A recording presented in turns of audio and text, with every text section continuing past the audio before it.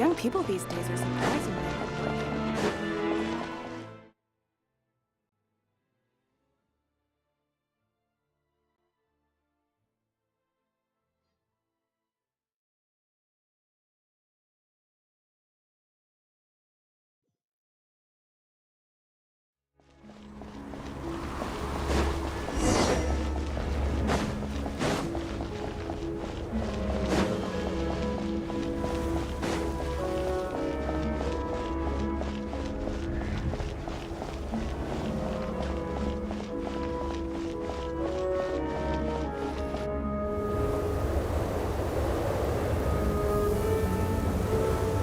Ooh, it sure is cold today.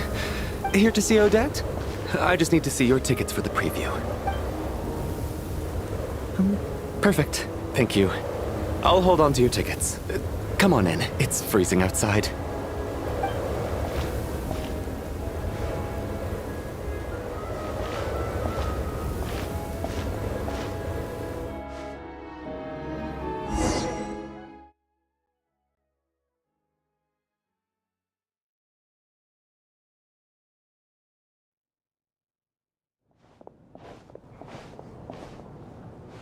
I think I'll leave the Lelek question until after the show's over. Then I'll go find Odette.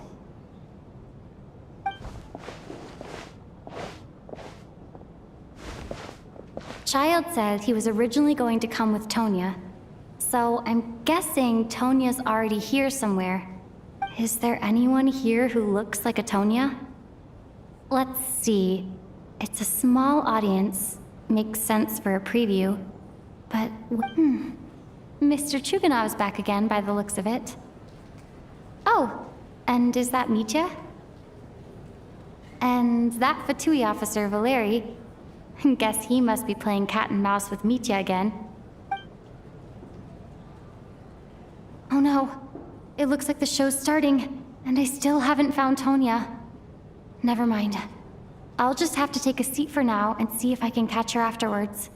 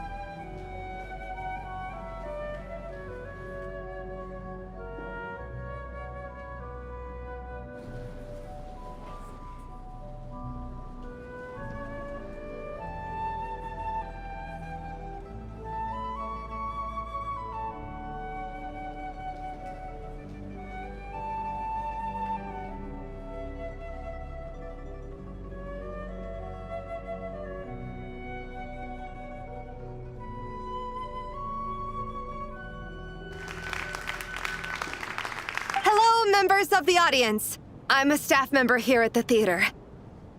Today's performance was a very special one for us, as it marks the first attempt in a long time to revive the classic Snezhnayan ballet, Spirit Seeker. To commemorate this occasion, we would love to take a group photo of the cast, crew, and audience members present today. Could I...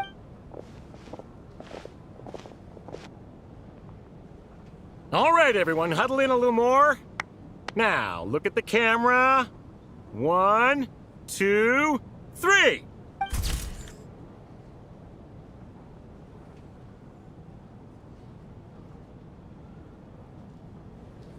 Are you quite satisfied, Mr. Energy Scientist?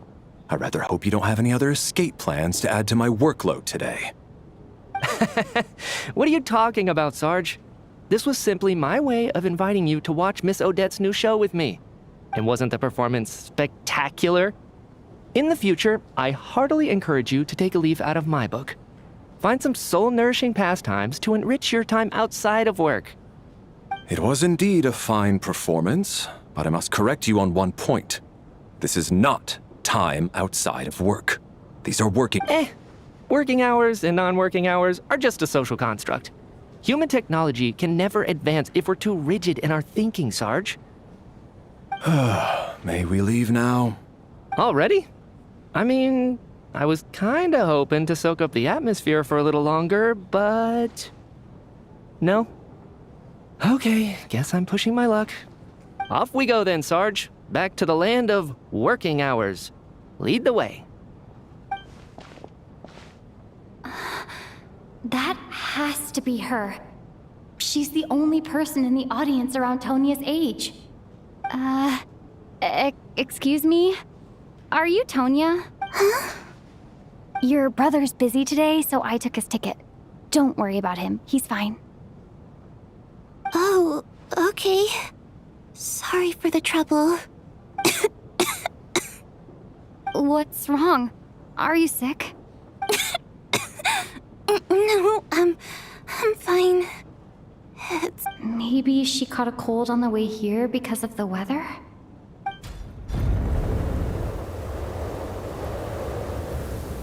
I haven't seen snow like this in a long, long time.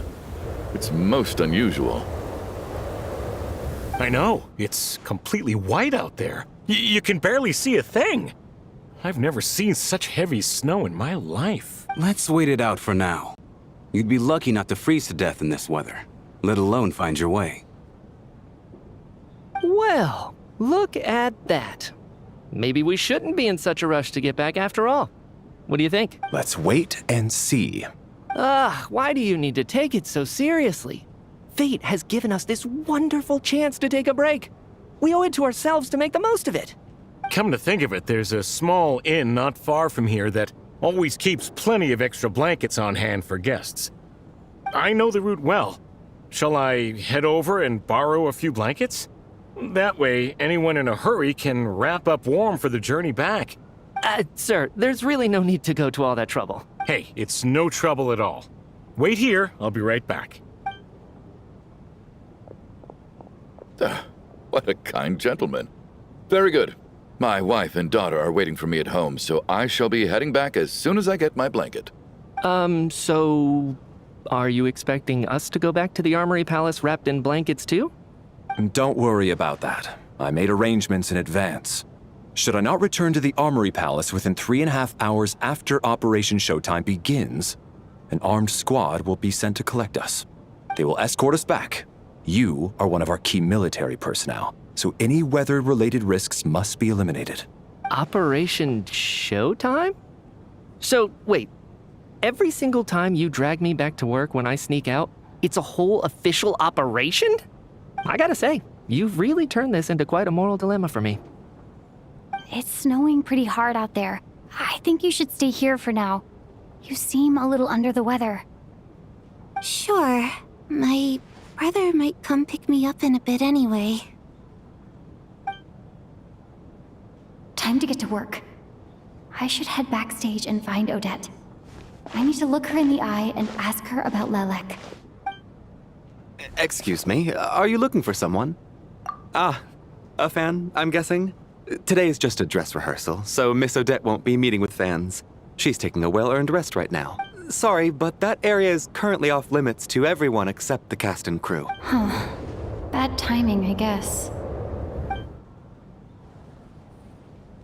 What happened to the gentleman who went to fetch the blankets? How has he still not returned? I was thinking the same thing. It's still snowing very hard. Do you think something might have happened to him? Whatever the reason for his delay, I must say I hate nothing more than people who make empty promises and fail to deliver. Well, I have to treat my employees like that on occasion, but that's different.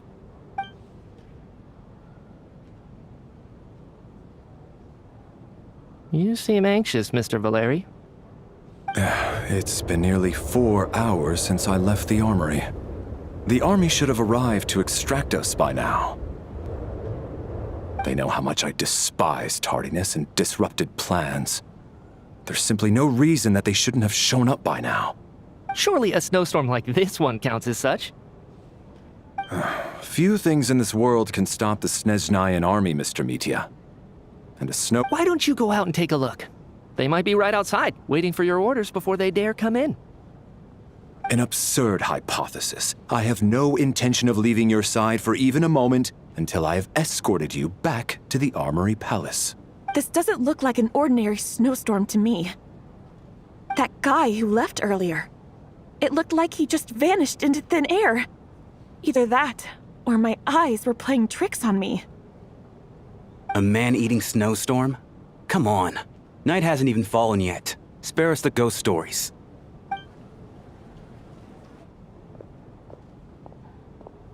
Traveler, didn't know you were coming today. How come you didn't say anything? Oh, right. I assumed you were looking for me and Vodenitsa. Odette's still backstage. Whoa, that's quite a snowstorm out there. I've been working backstage this whole time, so I didn't even notice. No wonder the audience hasn't left yet. Huh. Is weather like this rare even in Snezhnaya? Yeah, snow like this. I'm sure I've seen it out in the wild before, but never in the city. Actually, I take that back. I don't think I've seen snow this bad even in the wild. This is something else. It's not normal. If even Alosha thinks snow like this isn't normal, could it have anything to do with that monster people have been talking about? We can't stay cooped up here forever. So, no need. I have plenty of experience with snowstorms. Besides, I work here while you're an audience member.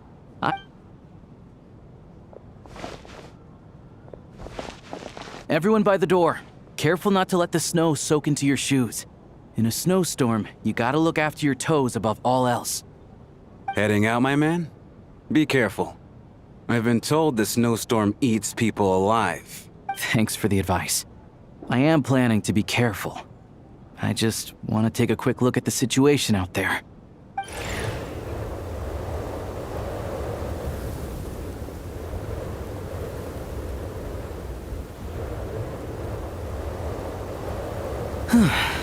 He's back! He's back! How was it? What's going on out there? Did you see any soldiers patrolling the area? Something about this storm isn't right. There's no one out there. I didn't see a single soul. And something in the air gives me the... This isn't your average snowstorm. I suspect it might be related to recent events in our nation. I strongly advise everyone to stay here until the snow dies down. Are you serious? So all of us are trapped here now? That sounds a little far-fetched to me. You want to go outside and see? I, for one, am not risking my neck in that weather. This just turned from a minor delay into a major hassle. We can only hope that our friend who went to fetch the blankets just ditched us and went home. Is it really that bad? But my daughter, I won't be able to read her a bedtime story tonight. Huh? What are you all still doing here? Whoa! It's snowing hard. So now we're stuck here? Oh, this is terrible. Luckily, it was just a dress rehearsal today, so there aren't too many people here. On the bright side, the theater's always well stocked with supplies. If the snow still doesn't let up as we get into the evening, you can spend the night here, everyone. At least, I assume that's all right? Fine by me. This seems like a sensible backup plan under the circumstances. What are you staring outside and praying for, my man? You anxious to get home too? Oh, Your Majesty the Tsaritsa, I beg you, please do not let tonight's snowstorm stop. This is a golden opportunity to spend the night under the same roof as the two top stars in all of Snezhnaya. I think I've changed my mind. Sir, if you so much as look at us funny, you'll be seeing stars in a whole other way. Behave yourself, or you'll be begging for that blizzard. It's getting colder. We need to keep the indoor temperature up. Close the door and lock it tight. Let's head somewhere warmer.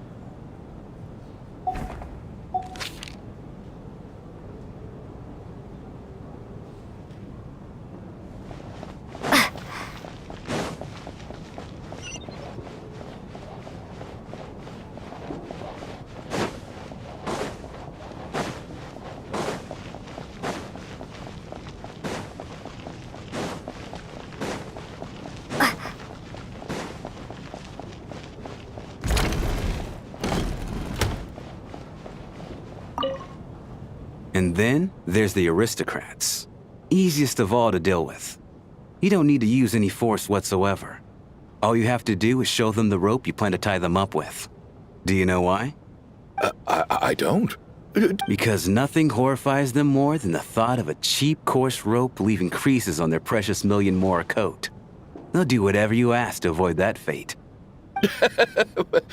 Unexpected, but funny nonetheless. Well, look at that. I got myself a new listener.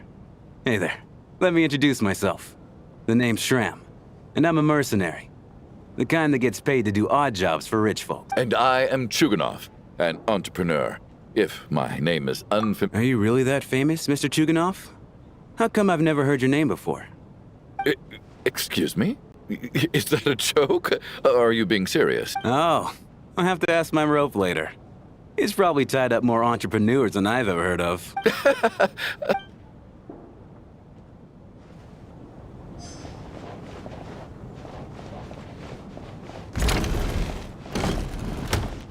My husband has major trust issues. To him, I doubt even this snowstorm is a— That's the price of marrying into wealth. You'll get used to it. I'm not, hello? Can I help you?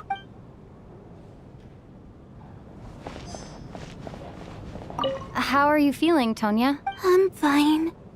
Sorry to worry you. I'm used to it by this point. Child must take great care of his sister. You know, I actually find this whole thing kind of exciting. Stuck in a strange place thanks to a snowstorm.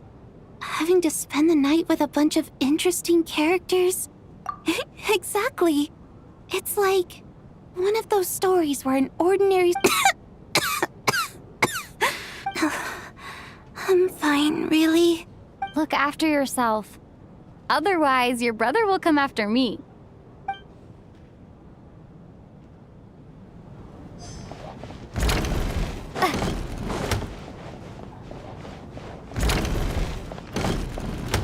This is highly irregular. A delay of over an hour during an operation like this theoretically warrants a Harbinger-level response. Sarge, the day you learn to let go and just enjoy moments like this is the... Why, hello, ma'am. I believe you were the one sitting at a nearby table back at Podvoy. Any friend of the theater's star performers is a friend of mine. It's a pleasure to meet you. I'm Mitya from the Energy Commission. Greetings. Major Valeri, head of the Special Assignments Battalion. Armory Palace Royal Grenadier Guards, 1st Regiment. I am here to ensure Mr. Mitya's personal safety. Miss Traveler, I cannot help but notice that Miss Odette is stealing glances at me. Any idea what that could be about? I've racked my brains, but I can't think of anything I might have done to offend her. What? You mean I really did do something to upset her? Well, thanks for letting me know. So, Mr. Mitya, is your work related to Project Suja? Yes, that's right. The higher-ups in the Fatui transferred me from the Energy Commission to the Armory Palace because they wanted me to... Really? I can't even talk about that? Pretty sure it counts as part of my private life. All right, I won't say anything. Sorry, Traveler. As you can see, I'm afraid this pleasant chat will have to end here.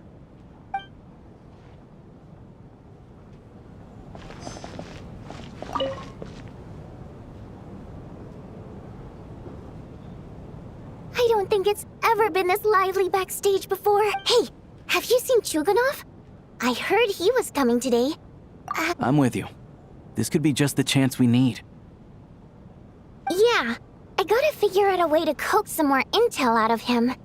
For the Rokad, or just out of personal interest? Shh! There are other people around. Don't...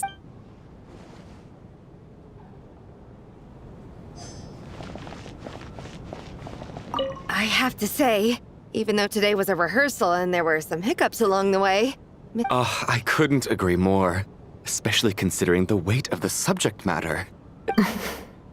Do you think we were coming on too strong? Odette's ignoring us again. What about you? What did you think of today's performance? Huh. That's actually a more insightful critique than I was expecting. My mother would agree. I'll make sure to save a ticket for you when the show's performance ready. This doesn't seem like the time or place to bring up the subject of Lilac. So unfair. Talk about double standards. And now it looks like I've been spotted. You know Mitya too? No, I don't. I just have a feeling that he might be dangerous.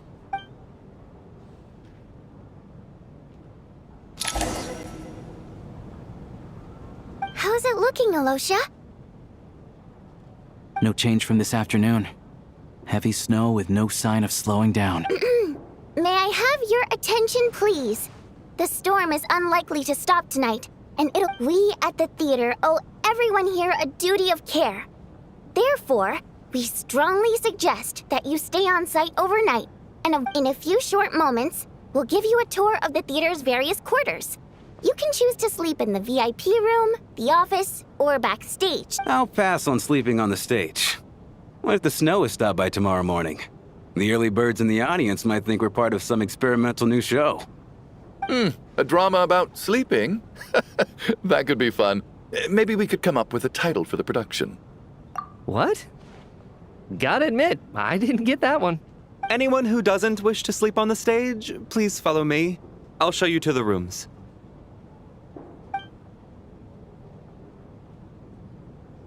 I guess I'll call it a night.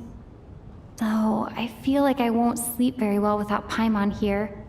I'm sure she'll be worried that I haven't made it back yet. But as long as she looks out the window, she'll probably realize what's holding me up.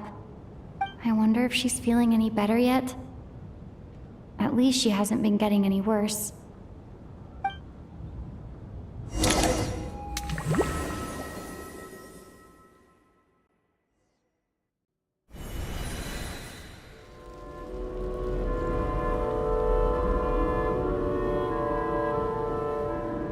Ah, finally. Welcome back to the world of the living, lazy bones.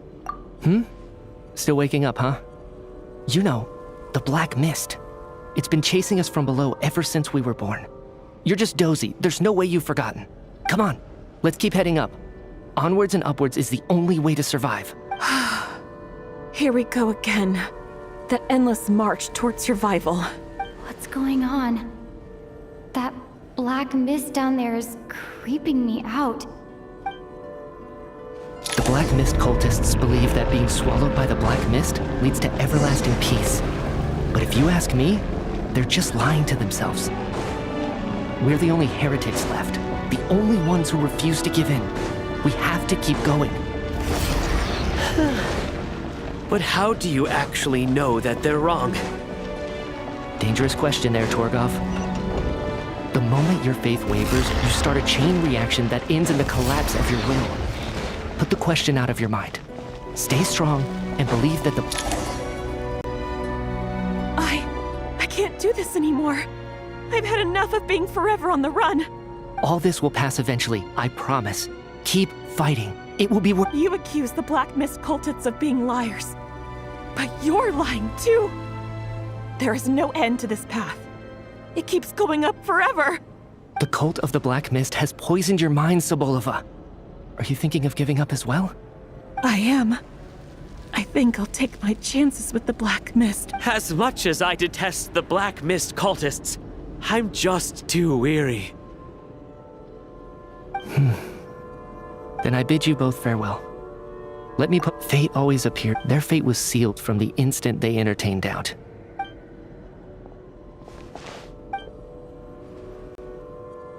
Torgov and Sobolova are gone.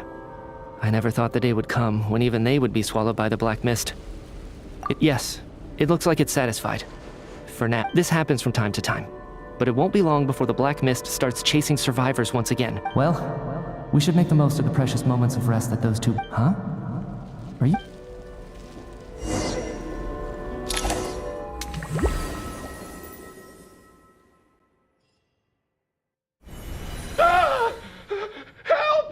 What is it, Chuganov? Is it morning already? Sounds like it's coming.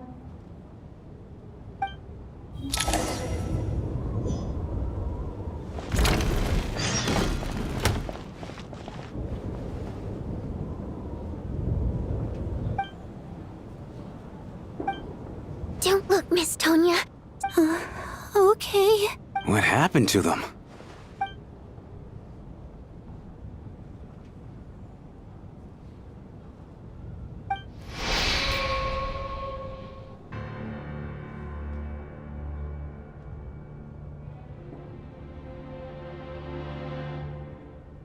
These two people have passed away. And the strange thing is that somehow I knew this was going to happen. Have I seen this moment before? Let me take a look.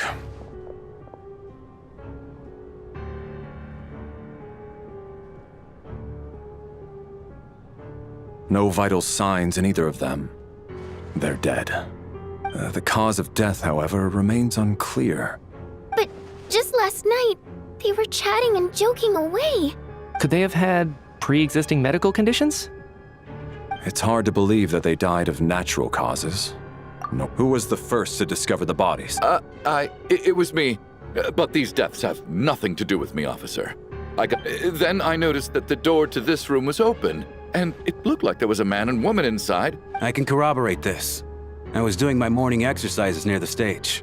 I can also confirm that I didn't see a single person approach that room before him. The snowstorm was raging all night, and it's still going now. There's no way someone could have come in from out. You mean an intruder? No, not possible. I slept by the door last night as a precaution. There's no way I wouldn't have noticed if anyone had tried to open it. Everyone, split into pairs and search the theater for anyone in hiding or any signs of suspicious activity. I'll follow up with a full search of my own shortly. Go. There is no time to waste.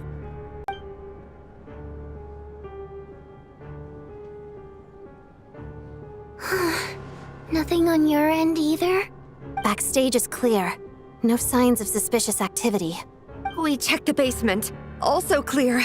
I don't think there's anywhere here that— Are we certain that the theater doesn't have a back door? Or any tunnel or passageway wide enough for a person? No, there's nothing like that. If people were sneaking in through some secret tunnel to avoid buying a ticket, we'd have sealed it off ages ago. I also checked the windows. All of them are locked from the inside, and there's no sign of anyone entering or leaving. It sounds like we can safely rule out the intruder theory. If anyone came in during the night in this weather, there'd be no way for them to avoid leaving footprints or water stains. This can only mean one thing. It's like one of those murder mysteries you see in novels and plays, isn't it? We can't quite jump to that conclusion just yet. Could he be right? It's hard to imagine something like that set in a theater during a snowstorm. Looking at who the killer targeted, and the clean entry and exit, it all adds up. I know what this is. It's obvious now that I think about it. What is? What have you figured out? Both victims were wealthy, well-known local merchants. And the door was deliberately left open so I would discover the bodies and witness the crime scene first thing in the morning. Such ruthless methods. This was your doing, wasn't it, Lelik? Lelik? You mean Lelik is among us? And he's the killer? Lelik. I know this code name. Member of the Rokot, anti-Project Stuja. Always works alone. I've read the— Walk me through your reasoning, Mr. Chuganov.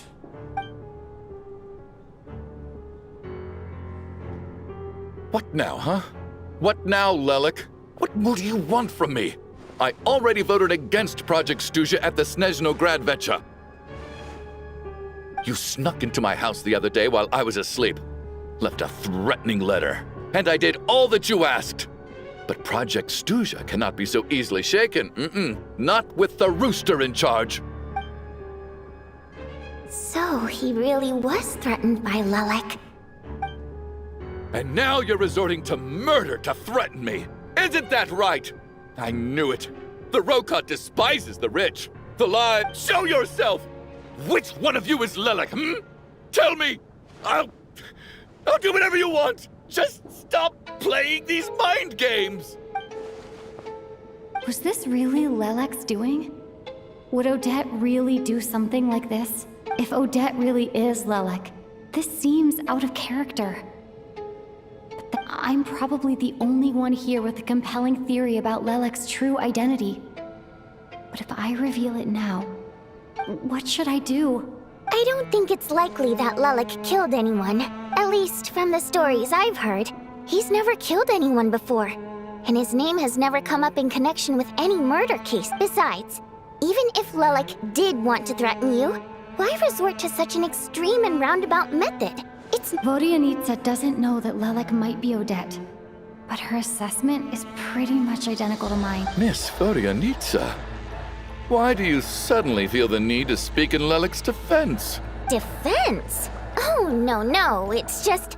I'm worried that we're jumping to conclusions here, so I wanted to share my point of view. Well, if you think I'm so wrong, what's your theory then, Why don't you tell us who the killer is?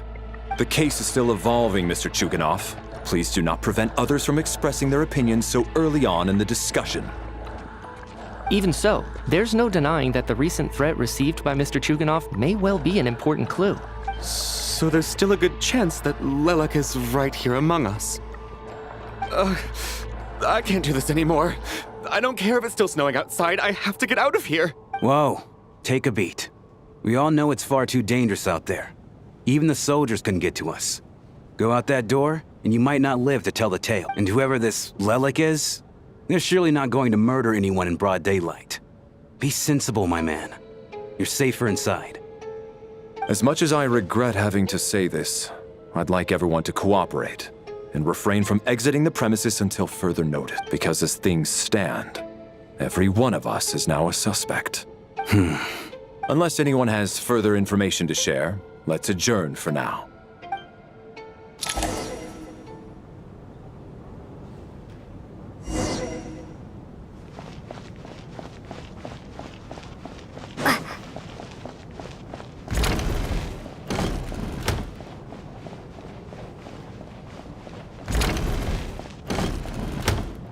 You're right, that was my bad. It was a knee-jerk reaction. I didn't think it through. Luckily, no one's... Oh, phew. Since Vodianitsa and I were on the same page earlier,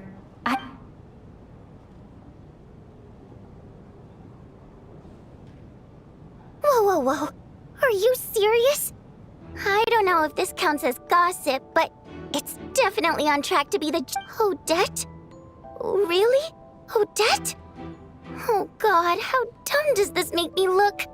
Lilac has been right under my nose this whole time. Actually, it's exactly what you'd expect. And now that you mention it, the more I think about it, the more sense it seems to make. What are we up to now? 1, 2, 3, 4... Odette's identities. She's my coworker, specifically a ballerina, and also a fetteuse, a member of the Rokot. Now, Lilac. It must be so exhausting. I just want to give her a hug. I guess since I've always known her as a member of the Fatui, it never even crossed my mind that she could be involved with the Rokot. I don't understand.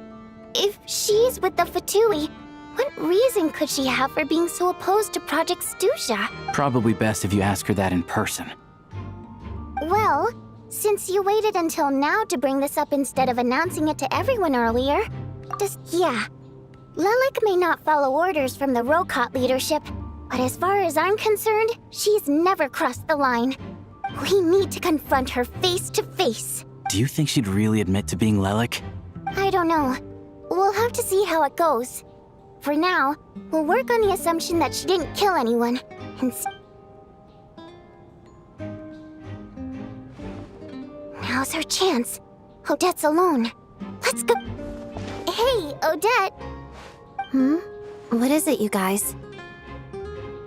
Shh. Keep your voice down. So, you're Lilac, aren't you?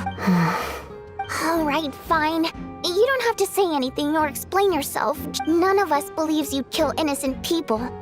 Whoever murdered those 2 people last night, it wasn't you. The Traveler was the first to figure out your identity, but she kept quiet during the discussion just now. Still, it's clear where the group consensus is heading. Everyone believes Lilac is the culprit. If your identity is exposed, we're your colleagues, and we know what kind of person you are. I don't want anything bad to happen to you. So, can you clue us in? Tell us everything. The more we know, the more easily we'll be able to cover. All right. Yes, I'm Lelik. And no, I'm not the murderer. And thanks, but I don't need you to cover for me. Actually, I'm planning to reveal my identity. Huh? You're gonna reveal that you're Lelik? That's right. I'll admit I was surprised at first when Chuganov guessed that I was here. It was just a lucky guess, but it caught me off guard. But after taking some time to assess the situation and confirm where everyone stands, I don't believe I have anything to worry about. Are you sure you don't need a second opinion?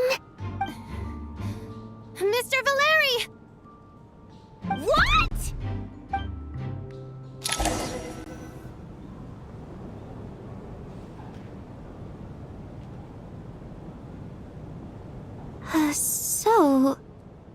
I don't know what game you're playing, but you've got a lot of nerve. It's just one identity. So what if it's exposed? I can disappear and adopt a new identity anytime. I made my peace with this when I chose to become Lelik. But more importantly, I promise I am not the murderer, which means that someone else is. So, if anyone still insists that I did this, you'd best produce the evidence now. Otherwise, I suggest that you bite your tongue. Because if you really believe I killed 2 people without making a sound or leaving a trace, pointing fingers at me would surely only make you my next target. Is this really the truth, Miss Odette? That's confidence, all right. I believe you. A real no-nonsense attitude. I can see why Marionette said that she's on track to inherit the title of the Fair Lady. Are you seriously buying this? Hey, officer! She just admitted to being Lelik. I do have one question, Miss Odette.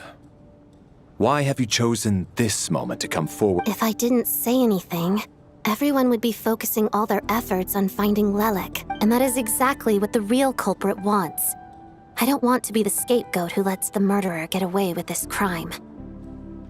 Despite all the accusations, she made the smart choice. A remarkable display of rational thinking under pressure. She thought so far ahead.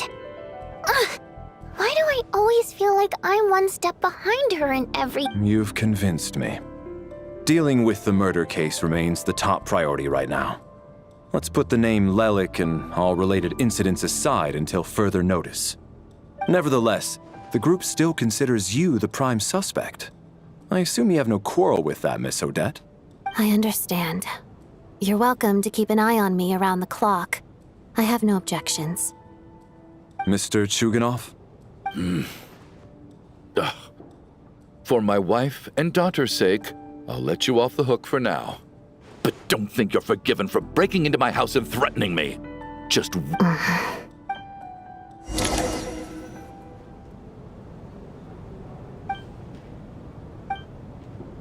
Good work, Lelik guard team.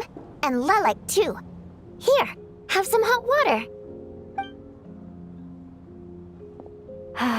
Turns out Valeri knew about my exploits, so now I've been— Shouldn't you be facing my way if you're guarding me?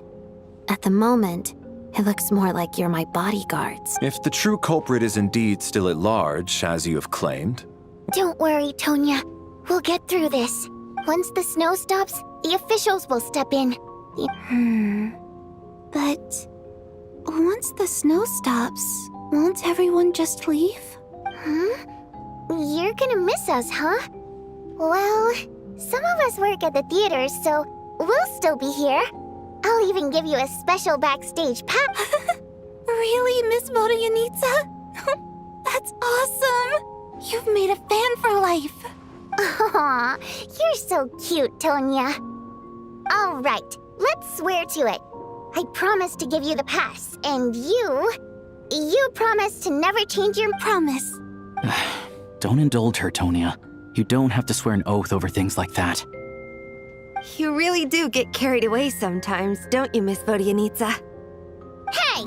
Mind your own business!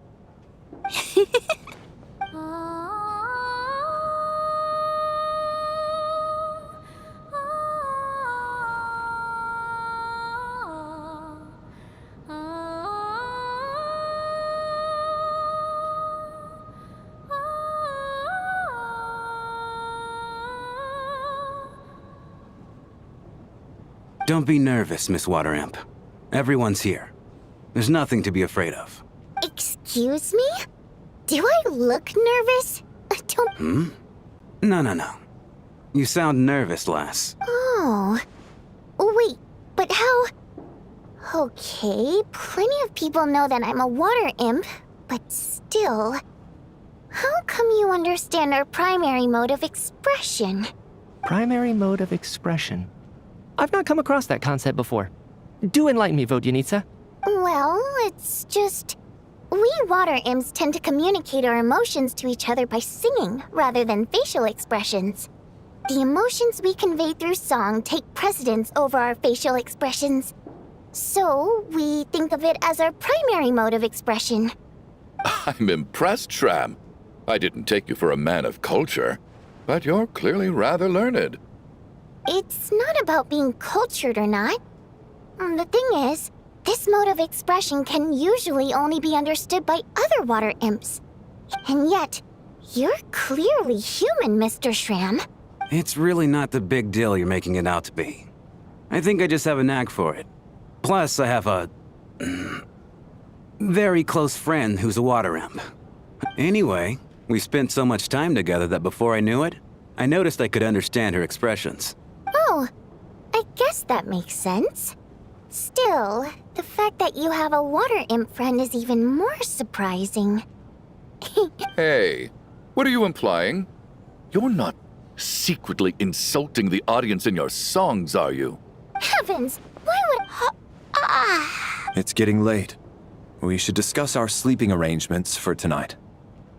I suggest that we don't sleep in separate quarters tonight. It will be safer if we all stayed together. As long as someone keeps an eye on Lelik. Are you saying that you wish to bet your life on Miss Odette being the killer? Nonsense. Of course not.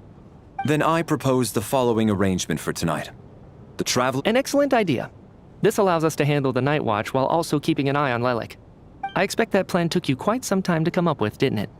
Actually, our field combat manual outlines a similar approach. Although the scenario there involves guarding prisoners overnight during field operations. That being said, I must clarify that I harbor no disrespect towards you personally, Miss Odette.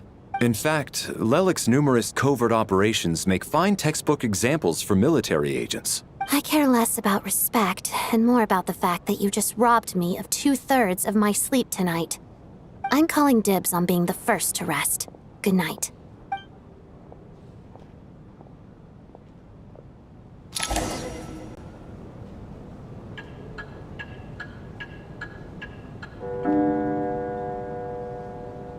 It's almost time. We should wake Odette. How are you faring? Oh, not going to argue.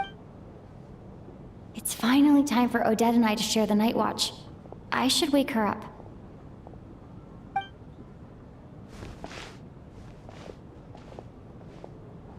I came here to get information from her in the first place. Maybe I should think about what questions I want to ask before... How long are you gonna keep staring at me? Couldn't sleep. My mind's been running haywire. Plus, there's something I've been meaning to talk to you about. I had a hunch that you wanted a conversation, too. Let's take this chance to clear the air.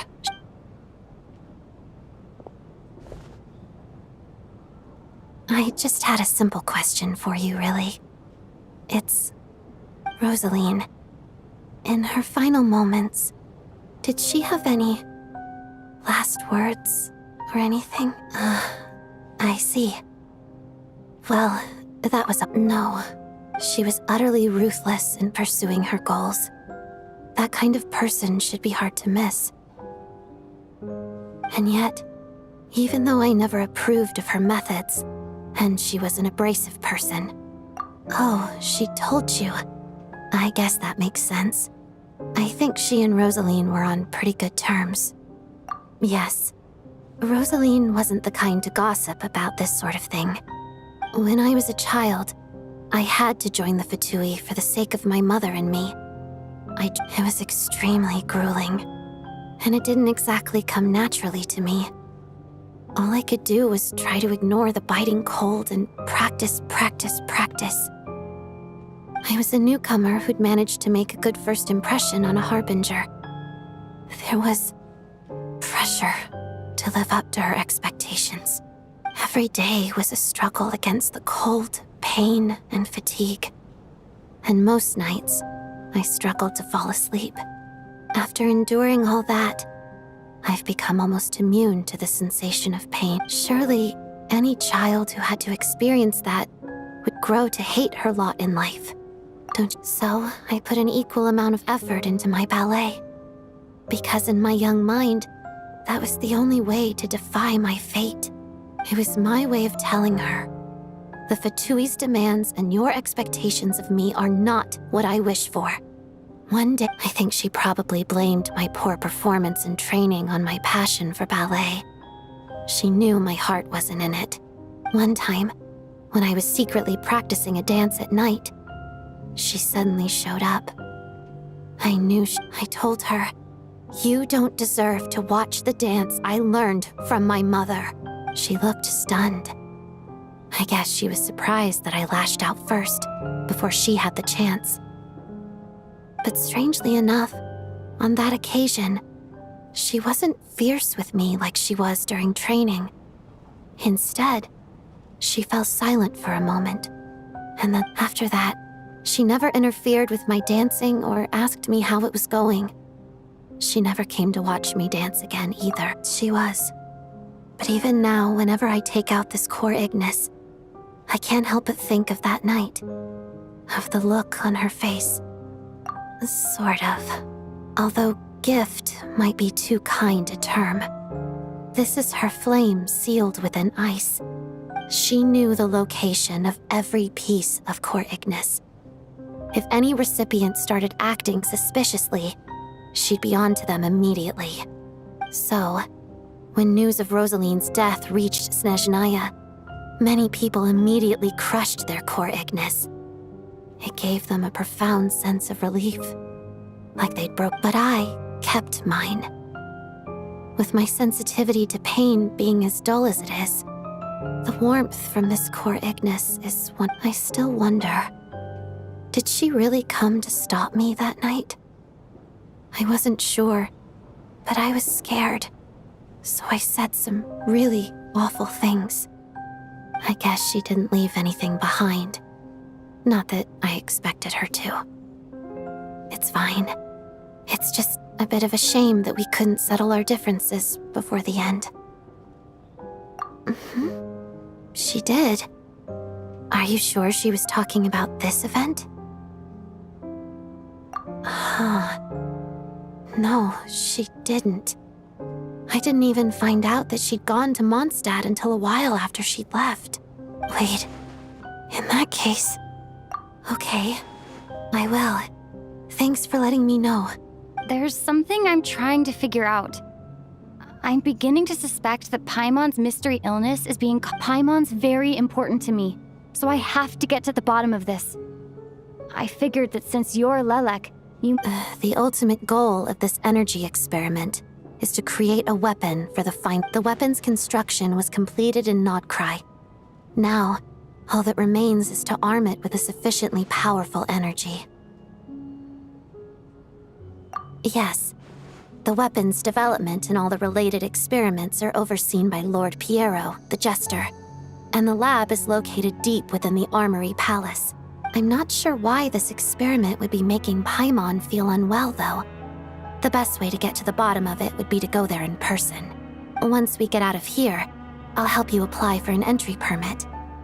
And I'm hardly the organization's proudest member, as you know. You answered my question about Rosaline. I want to do you a favor in return.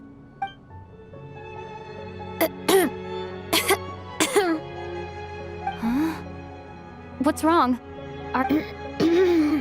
You two seem to be hitting it off. I thought you were sleeping. Of course I was. In the military, one learns to fall asleep quickly, even in the most inhospitable environments. Even if he was awake, he can't have overheard us, right? Well, thank you both for keeping watch. Traveler, I'll take over for now. Sure.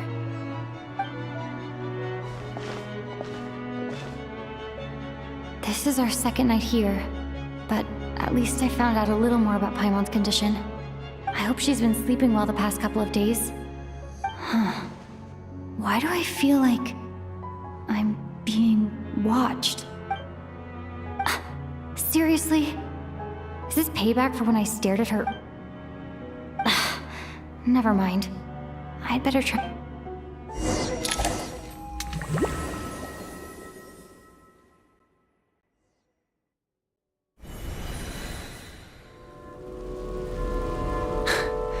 Hey, what are you spacing out for? Are you reaching your limit too? How long have we been walking for? Time's lost all meaning. Ever since... A star key? Or key star? Anyway, the person who named it was swallowed by the black mist. Whatever, but it seems like...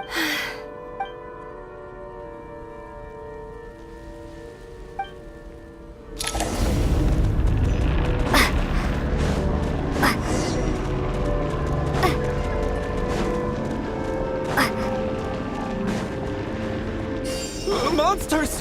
Watch out! Not again! I've lost count of how many times we run into them! Be careful! Tough guy.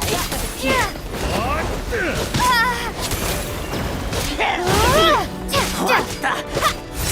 That's it! Now I'm back! Hey, tough guy! What?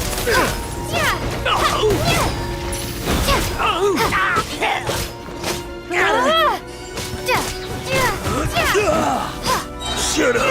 Run faster.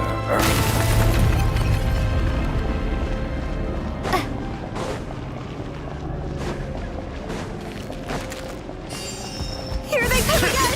Get ready! You wanna fight? Gotta run. What the?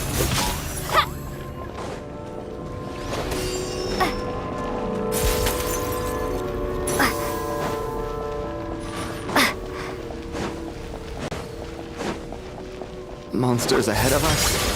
The black mist behind us? Feels like there's no escape. Fine.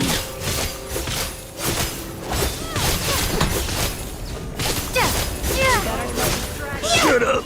Run faster.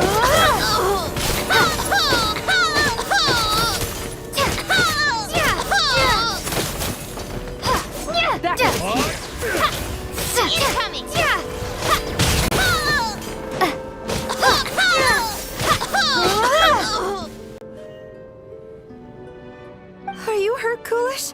No. I'm fine. I get you. In fact, I reached my limit a long time. Yeah. Otherwise, why would it always be out of reach? We know you mean well, but you're only saying that to try and encourage us to keep... Thank you, friend. But enough is enough. You're going to continue, aren't you? I admire that.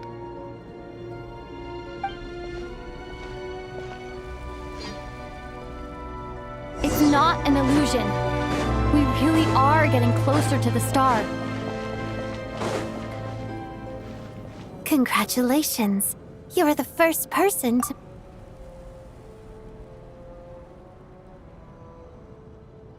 I'm the star's envoy.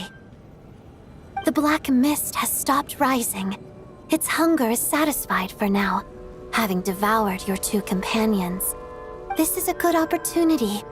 I'll let you get some rest before we continue. What do you mean, leave? The star represents the starting point. Congratulations on reaching the starting point. Huh? What's wrong? Hey, don't give up before the journey's even begun.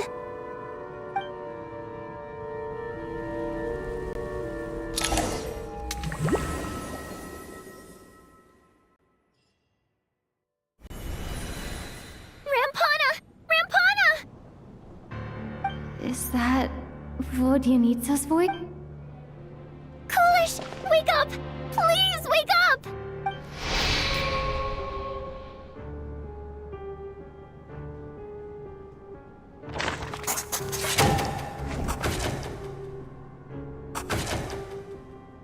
The situation is identical to that of the 2 casualties yesterday. At least there are some elements that we can rule out this time. Rampana. Coolish. Weren't some of us keeping watch last night? 3 of us, in fact. How could you not notice something was wrong? I'm as confused as you are. Certainly nothing unusual happened on my watch. Likewise, and from what I've observed so far, both Miss Odette and the Traveler... To be honest, I didn't get a wink of sleep last night. I couldn't help but think I was the target, so I just laid there with my eyes closed. I heard the Traveler and Lelik chatting, but otherwise I don't recall... Me too. I didn't want to wake everyone up, so I was concentrating hard. Then, what could possibly be causing this? Once was bad enough. I can't believe it happened again. I worked closely with Rampana and Coolish for so long. I never imagined that one day they'd end on this stage of all Florianitsa. 4 victims in just 2 days, and we still don't have a single lead.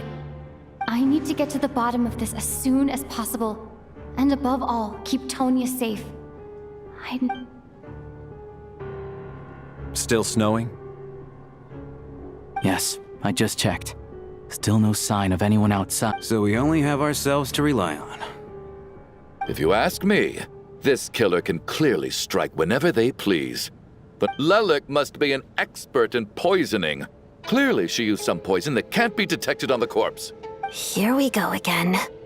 Listen, I was already thinking to myself last night, was Lelik's reason for revealing her identity the real story? Well, now I have my answer. She's been playing us for fools.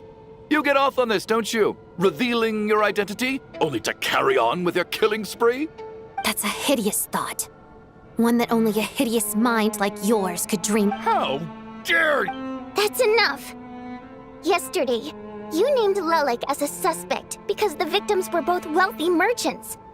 But today's victims were just ordinary people. Not to mention that they were colleagues of Odette and mine. What reason would she have to murder them? Who knows? Maybe you don't know her as well as you think. I implore you all to ask yourselves. Lelik is well known to be a ruthless operator, and now she has revealed her identity. Everything you've said so far is still just conjecture. How can you defend her, officer? What did she say to you while you were on night watch?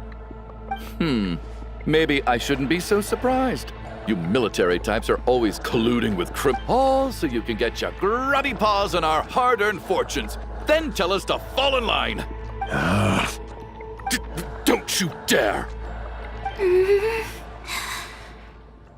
Sir, but you were the one who told us not to stop other people from expressing their opinions yesterday. 4 people have already died. Only yesterday I was chatting with Mr. Coolish. Turning against one another is the last thing we should be doing right now. Little girl. Even if Mr. Chuganov is a puffed-up, pig-headed windbag who doesn't have a clue what he's talking about, he's still one of the victims here, isn't he? I had no intention of resorting to violence. But you're right, Miss Tonya. In any case, I believe Mr. Chuganov has calmed down a little now. I don't think there's any need for that. What is there to discuss? Nothing about this situation is normal. Did you have an idea, Mitya? You're the brainiac here, right? Come on, clue us in! I've been mulling something over. All the leads we have so far concern things from outside the theater.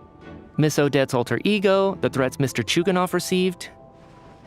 But then there's the 2 double murder crime scenes themselves, which have given us absolutely nothing to go on whatsoever. So what are you suggesting? I think this could be a supernatural event.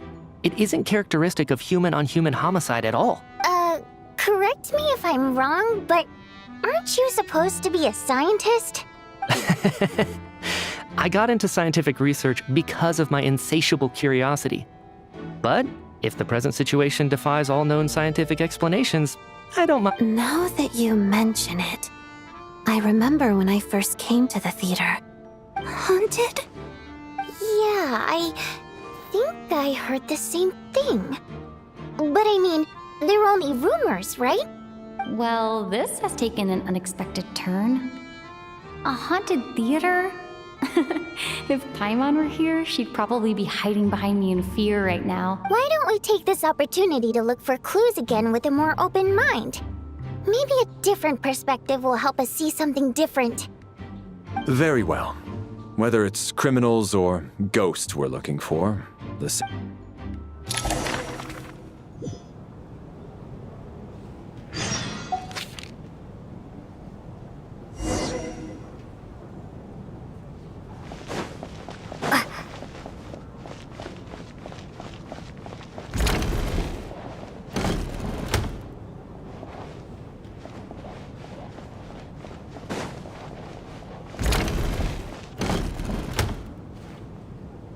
Valeri, come take a look at this.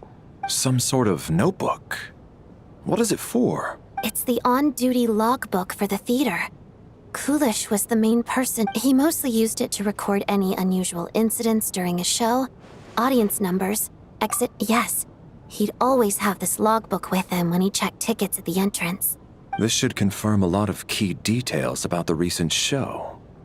So, Yes, the number of people. I've checked and double-checked, but then apparently, we have an extra person among us. are we certain that logbook is accurate? Could someone have sneaked in without buying a ticket or something? Unlikely. Kulish took his duties very seriously. I've rarely seen any errors in his work. Not to mention that this was a dress rehearsal, meaning smaller audience numbers and tighter ticket restrictions than usual. Everything would have been well within his control. We no longer have our tickets with us, do we? They got collected on entry. I assume there's no way we can check them again. Unfortunately not. The theater recycles tickets. Once people are in the door, they don't tend to leave until the show ends. So we collect the ticket. Still, I'm inclined to believe that this discrepancy in the head count, Did an extra person just materialize out of thin air?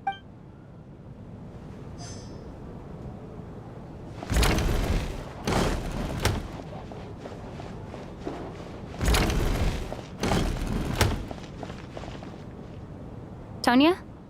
Did you find anything? Not yet. Still looking. So... Are we supposed to be looking for something paranormal? I think This looks like somebody's notebook. Shall we read it together? Well, it doesn't look scary or anything. All right.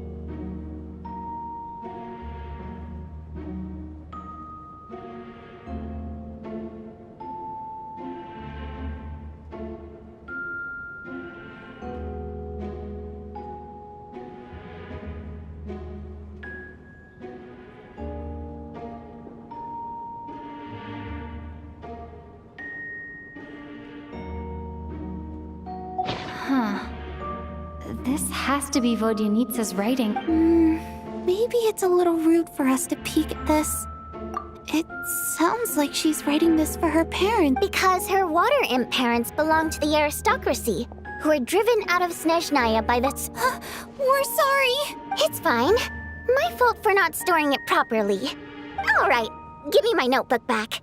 I'll take over the investigation and...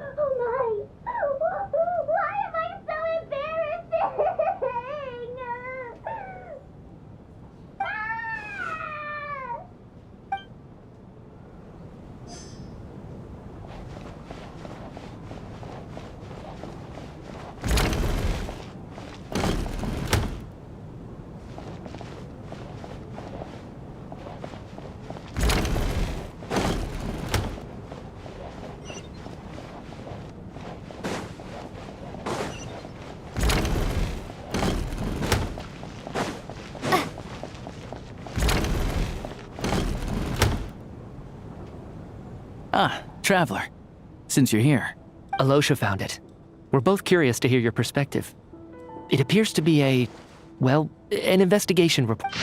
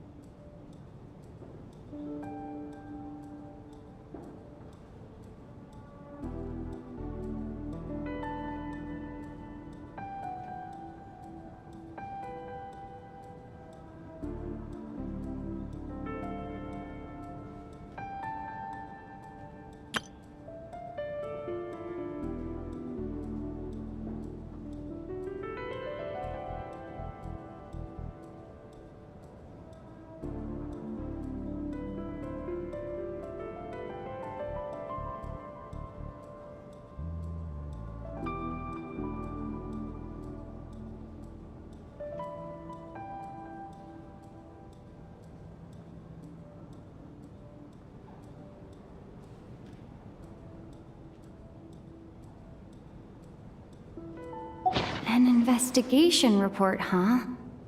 Looks quite old. Huh. The theater manager must have hired an investigator once specifically to look into this issue.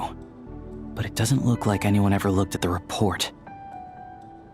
Presumably, the manager wanted to know if the supposed haunting was dangerous while also being fearful of word getting out in case it... Anyway, the bottom line is, the haunting is actually real after all. It's caused by an obstruction in the ley lines. Ley line problems are pretty unexceptional to me by this point. And while it certainly offers an explanation for it's hard to imagine what connection it could have to these two murders. Some of the language that appears at the very end of the report caught my eye. Angel civilization. My area of research doesn't touch on any of that, so it's completely outside of my wheelhouse. Huh? A piece of paper just fell out from the report. It landed right by your feet.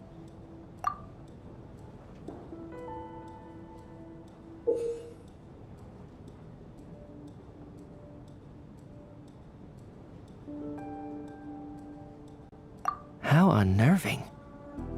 It was tucked inside the report, so it must be a note left by the author. Death is near. Is that supposed to be what's going on here? With us in the theater? But if so, how did the author foresee it? Could he predict the future somehow? Maybe things are more complicated than we thought. No, wait a second. If we take the report and the note at face value, they completely contradict one another. The report definitively concludes that the hauntings in the theater are harmless and cannot affect the real world. The question is, what exactly does the note mean by death?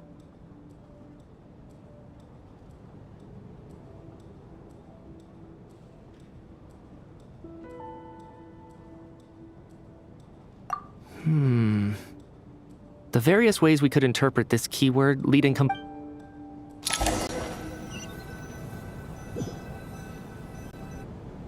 If we take all this together, it's not impossible, is it?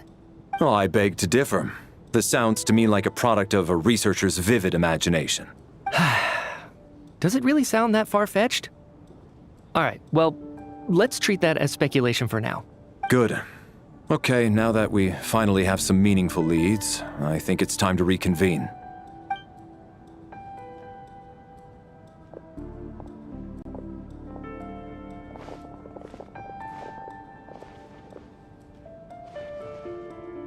So, that's about everything we've discovered so far. I'll share my theory first. Based on what we've learned from the logbook, I believe the extra person among us is most likely the killer. If the killer had simply bought a ticket, it would have greatly increased the risk of their identity being exposed. I expect he or she either hid in the theater ahead of time, or found a way to slip past the ticket inspection. What about the note found in the investigation report? The killer may have simply planted it there as some sort of sick joke. So, it has nothing to do with the... This theory makes sense to me. If we have an audience member unaccounted for, Could it really be that simple? So, in other words, all we have to do is find out who got in here without a ticket, and then let me make one thing clear. All the theater staff should be well aware that I came here for the rehearsal legitimately, yeah? It's true. I hear you used every trick in the book to get a hold of that ticket, too. I most certainly did not degrade myself and... Probably a stupid question, but I might as well ask. Did anyone here get in without having their ticket checked? Guess it was naive of me to expect them to... Especially after the unprompted Lelik reveal. Once was already a miracle. Twice would be...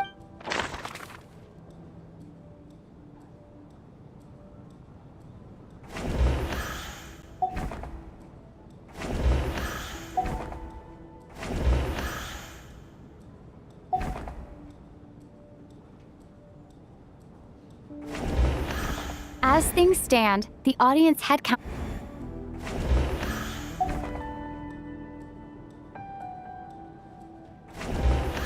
Valeri came to the theater to catch Mitya.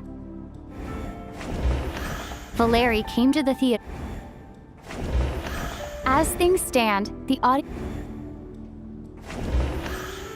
As things stand, the audience... I don't believe any of us here knew Shram before all this. If no one can verify Shram... Mr. Shram, did you really go through the ticket inspection to get in here? Huh? Me? Why am I being singled out, my friend? Do I seem that suspicious? It's not that you stand out as suspicious. Okay. Well, we spent the best part of 2 days together now, so I'm sure you can all tell what kind of person I am. Yeah, I have no doubt that you're a good person. Although, actually, what was it you said last night? Yeah, you're friends with that water imp, which is why you understand our primary mode of expression. Last time I checked, there were barely any of us remaining in Snezhnaya. And I suppose it's also kind of a way for everyone else to get to know you a little better. Good grief. Are you blushing? Pull yourself together, man. Stop giggling like a teenage boy. It's... Hey, revolting is a little strong. All right, fine. I'll admit, I was just the bodyguard hired by our family. But the stars must have aligned, because sparks began to fly between me and their daughter.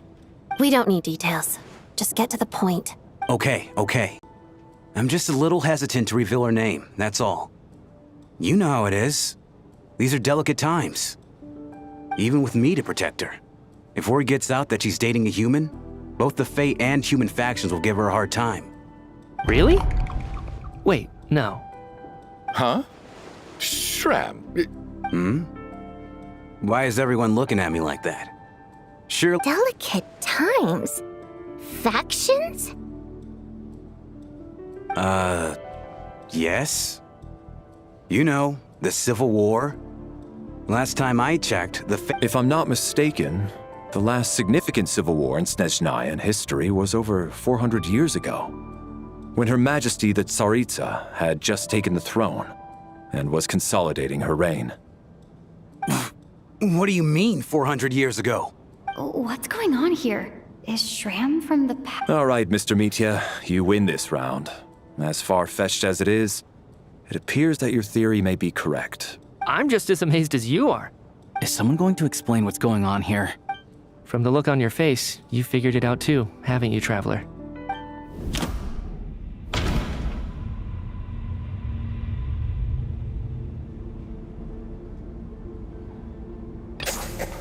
The theater's ley lines have been modified to block souls within its grounds from returning to them. Mr. Shram's statement proves he's from hundreds of years ago. And according to the investigation report on the theater hauntings,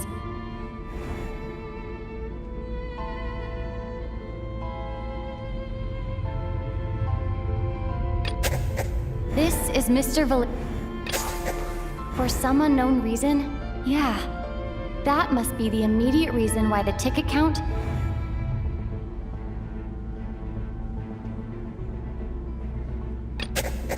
The death of those victims is an irrefutable fact. All of last night, the contents of the investigation, death is near.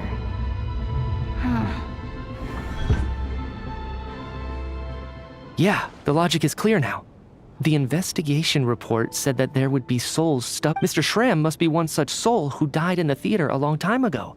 So when the note said death is near, it must have been referring to death as in the deceased, people who died a long time ago. Someone who died a long time ago. In short, there's a dead person among us. You mean I'm a ghost? No. Don't make jokes like that, my man. There must be some mistake. But even if I was dead, I know for a fact I didn't kill anyone these past 2 nights. Yeah. Even if all that's true, the report also said the souls inside the theater can't affect. Then what if the problem isn't the souls at all, but the ley lines themselves? The ley lines have a powerful ability to attract and devour souls. Let's say that the ley lines are like a black hole, constantly seeking to engulf souls. Why does this analogy sound so familiar? What happens when the black hole can't achieve its goal? I'm only speculating here, but... That could explain why we weren't able to determine a cause of death. If you're right, and their souls were devoured by the ley lines. It does seem to explain a lot of the things we couldn't make sense of. Except there's no concrete evidence. Mitya is relying on a lot of logical leaps. Still, it seems like the best explanation we have under the circumstances. All right, so how could Shram not know that he's dead? Seems a little unlikely that he hasn't noticed anything unusual, even— On the contrary, it's perfectly normal for a soul to wander the theater for centuries without questioning their existence or reason for being there. It's— You know what, Mr. Brainiac? I think you might actually be right after. I'm trying to remember and... Even though my head feels like it's going to explode, I think...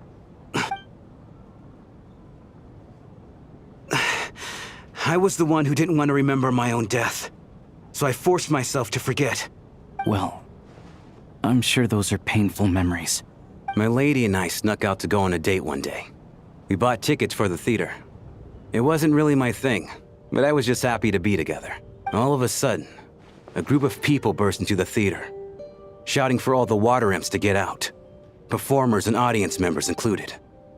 It was clear the conflict between humans and Fae had reached a boiling point.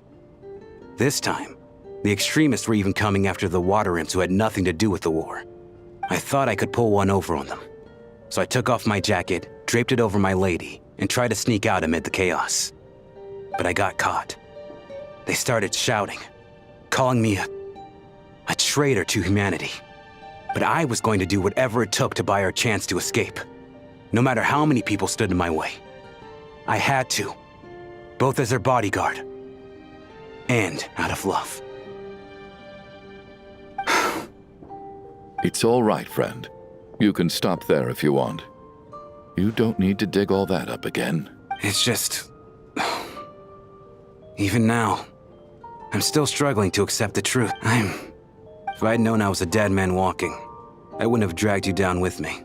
But, Mr. Shroom... No. I refuse to be a burden. I know what I have to do.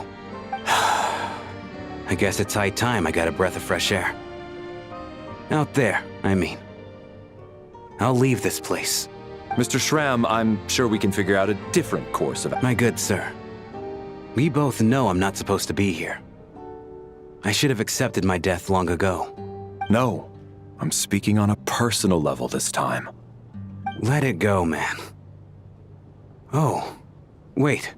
One last thing. Miss Wateramp. My lover. Her name was Litia. Ozarova. Oh, Auntie Ozarova. That's what we all called her. I remember her as a very kind elder. She had a bunch of kids, too.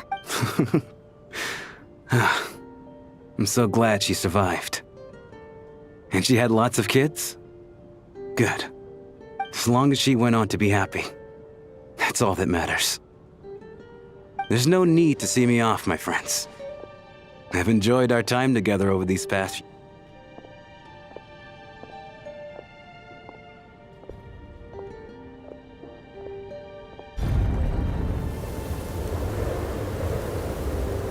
Take care, my man.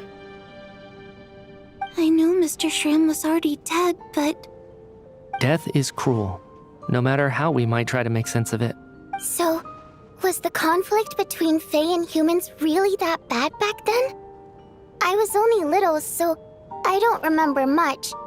Even the historical records about that time period don't say much about it. All people know is that the Tsaritsa founded the Fatui. It seems to me like the Tsaritsa chose to make herself the enemy. She downplayed the conflict, direct. That's also why, despite how brutal the conflict was at the time, there hasn't been much lingering tension between humans and Fae since. So, the Tsaritsa banished the Fae to protect the Fae living in the city? Maybe it's not quite as bad as it sounds. I don't think Her Majesty is too concerned if mortals hate her or not. All this time, I had no idea. All right. If Mitia's theory is correct, then I think we can consider this matter settled. Ugh, if only this blasted storm wasn't still raging on.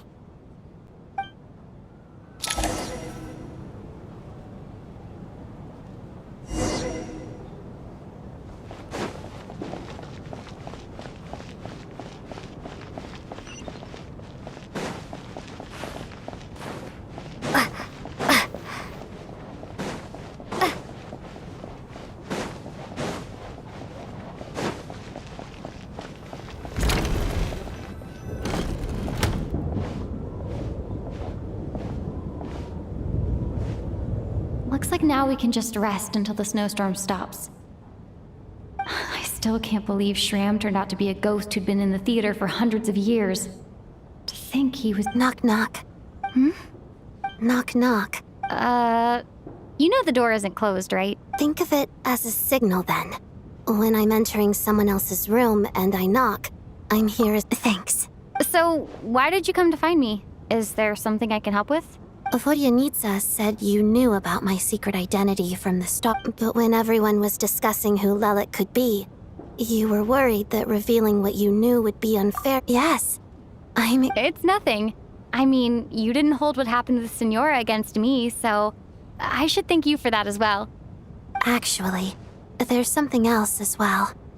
I found myself in a situation similar to the one you were in when you helped, so I thought I'd come and ask you for advice.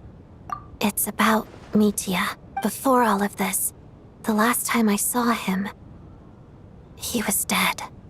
As I'm sure you know, my goal as Lelik was to stop Project Stuja. Well, when I found out the tech lead for the experiment behind Project Stuja was Mitya, I immediately started planning to track him down and threaten him to back out. I often saw him around the theater, but I soon concluded that making my move there would risk exposing my... So I decided to infiltrate the Armory Palace and go directly to his lab. That way, the threat would be much more effective. Well, I suppose there was a bit of luck involved, but I am a Fatus, so I already had some familiarity with the building's layout. But when I finally made it to his lab, Mitya seemed to be dead. I checked his breathing and his pulse. He had no vital signs whatsoever. I'm certain I thought maybe another anti-Project Stuja activist had beaten me to it and chosen a much more brutal method, so I made myself scarce. That's why you were so on guard around Mitya that first night here. Yes. When I saw him sitting in the audience during the performance, I could barely contain the shock. To me, it was a miracle. Somehow, he'd come back from the dead. But then, the murders started happening and things got... That is, until Mitya himself said there must be a dead person among us.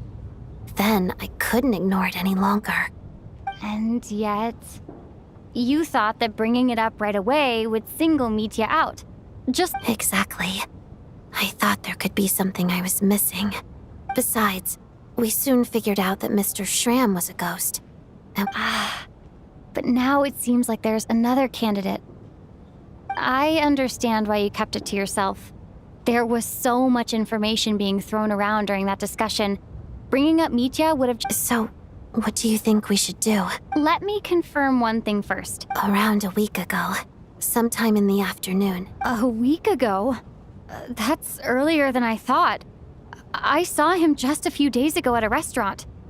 He seemed completely normal to me. Chatting with Vodjanitsa, trying to avoid Valeri. So he was definitely alive on that day. Huh. Well, all I can say is I know what I saw. Here's a thought. The reason we even suspected a dead person could be among us was because of the problem with the theater's ley lines. But Mitya's death happened inside the Armory Palace. The ley line issue affecting the theater shouldn't reach that far. You're right. I guess he doesn't fit the profile of the person we were searching for. I think the chances of it being him are very low. Surely he can't have died for real in the Armory Palace. Unless... Unless what? Unless he really did come back from the dead. You're right. Do you think we need to disclose this to the others? Huh, what's this? A private meet and greet? Where do I line up? That's not what's going on here. Well, I was just making the rounds. Thought I'd try to lighten the mood a bit. Vodjanitsa's handing out food if you're hungry.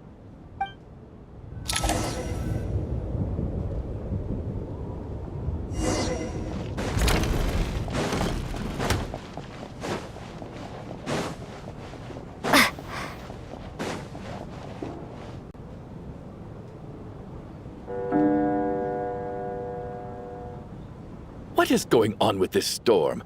Could it be connected to that monster that just arrived in Snezhnaya? I almost hope it is.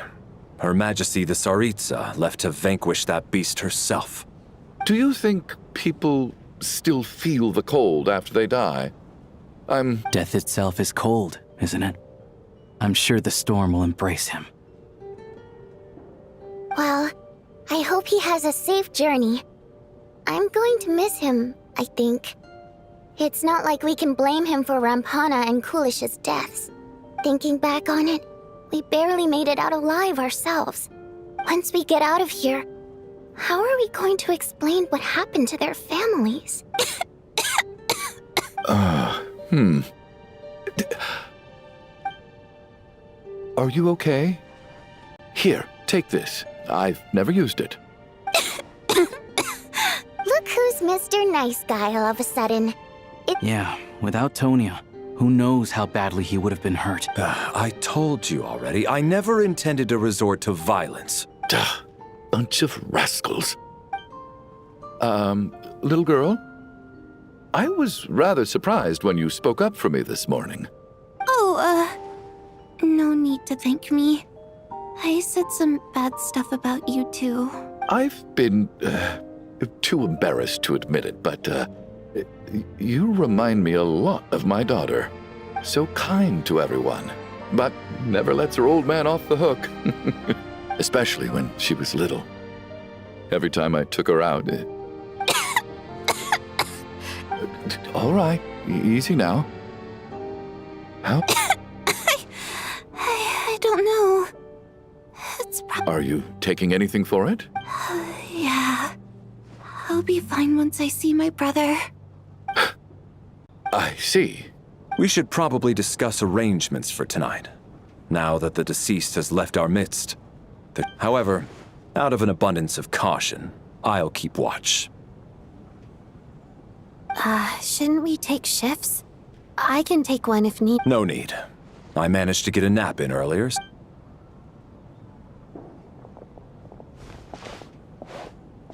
What a long day. This whole situation turned out to be way more complicated than I but Valeri's right. I should just try to calm down.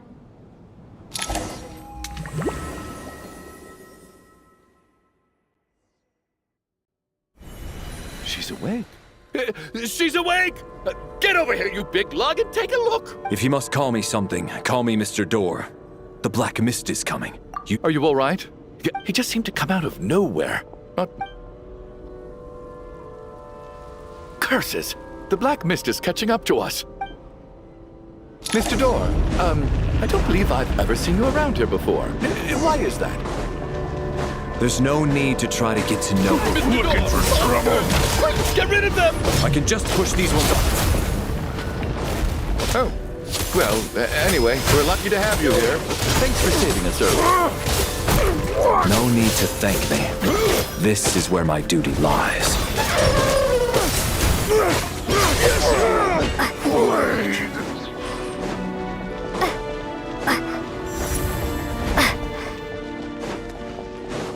So we're doing this the hard way.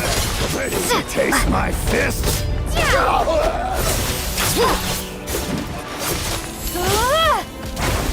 You win this.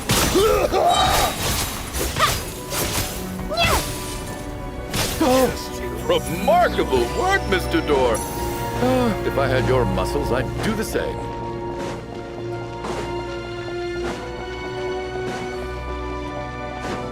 Are none of these doors the one you're looking for?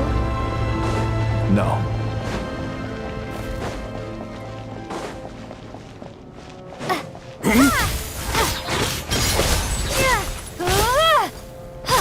How about? Come no closer. My command.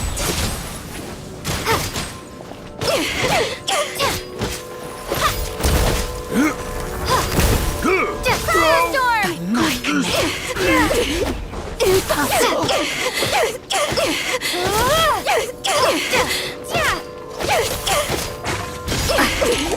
Impossible. I'm so exhausted. And wait, look!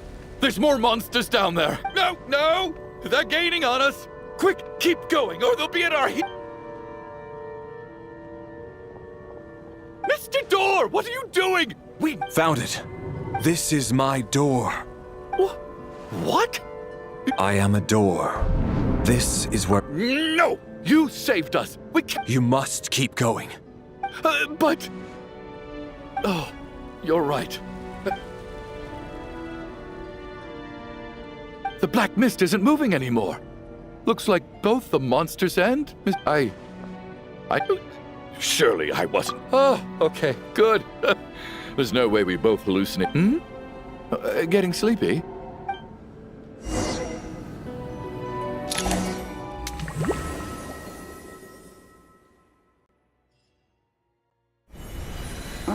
What time is it? Is it morning? I guess everyone's still asleep. These past 2 days have been exhausting. Valeri?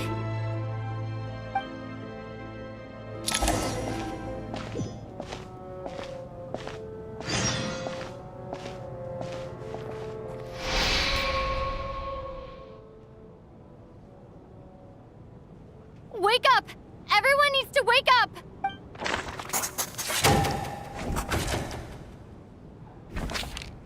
Just like the last 2 nights. No clear cause of death. I've been a real thorn in your side, haven't I, Mr. Valeri? But for me, life will be all the duller for not having to run away from you, my friend. How's Tonya? Is she okay? I just checked on her, and it doesn't seem like anything serious. That means Valeri was the only one who died. If Valeri was awake and keeping watch, it would have been impossible to kill him without waking. This is so frustrating. Why has nothing changed since yesterday? Actually, one thing has changed. There's only one victim this time, not 2.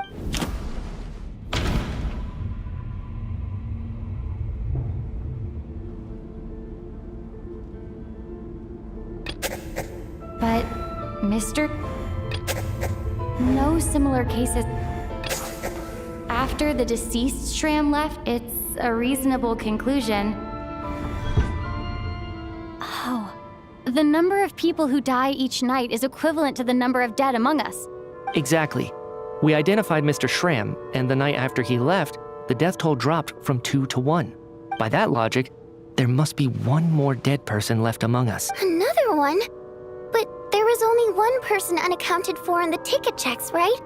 Having an extra person was definitely a cause for alarm. One more dead person among us. If Mitya's theory is right, then what Odette... It's just... At the time, we had no reason to think there was more...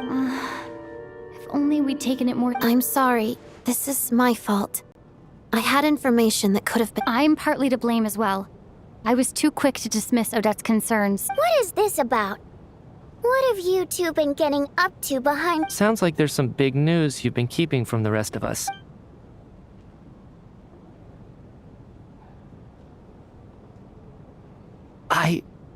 I'm the dead person? Wow. That's certainly news to me. Odette and I talked about it yesterday, but we thought it just wasn't possible, so we left it at that. Yeah, I don't blame you. If I'd been there, I probably would have reached the same conclusion. Let me just try and verify this. I just scoured my memories trying to think back to the afternoon Miss Odette mentioned. But I honestly have no recollection of dying. Having seen Mr. Mitya a few days ago myself, I also find it hard to believe he could be the other dead person. Well, if it isn't Mitya, then who? Do we vote on it?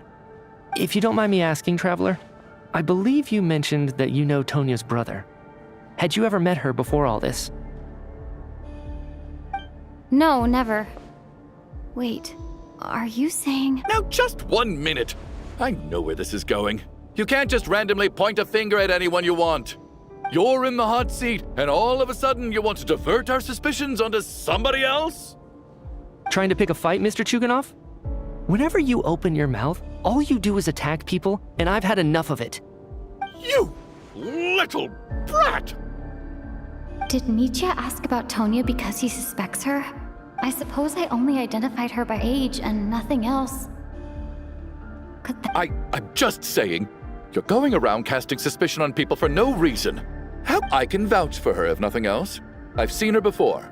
She's the sister of that Harbinger, isn't she? The one called... Oh, really? You're telling the truth? Since being here, I don't think I ever mentioned she was Child's sister specifically. If Chuganov can vouch for her, then it can't be Tonya either. In which case, it seems unlikely that there's another dead... Miss Odette, could you go over that afternoon with me one more time, when you found me dead? No problem.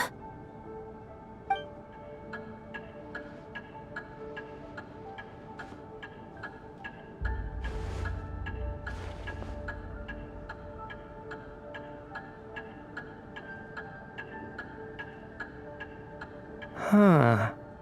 No matter how hard I try, I just can't remember anything about dying. Miss Vojanitsa, during our last meal together, I told you how some of the researchers were suffering from temporary memory loss.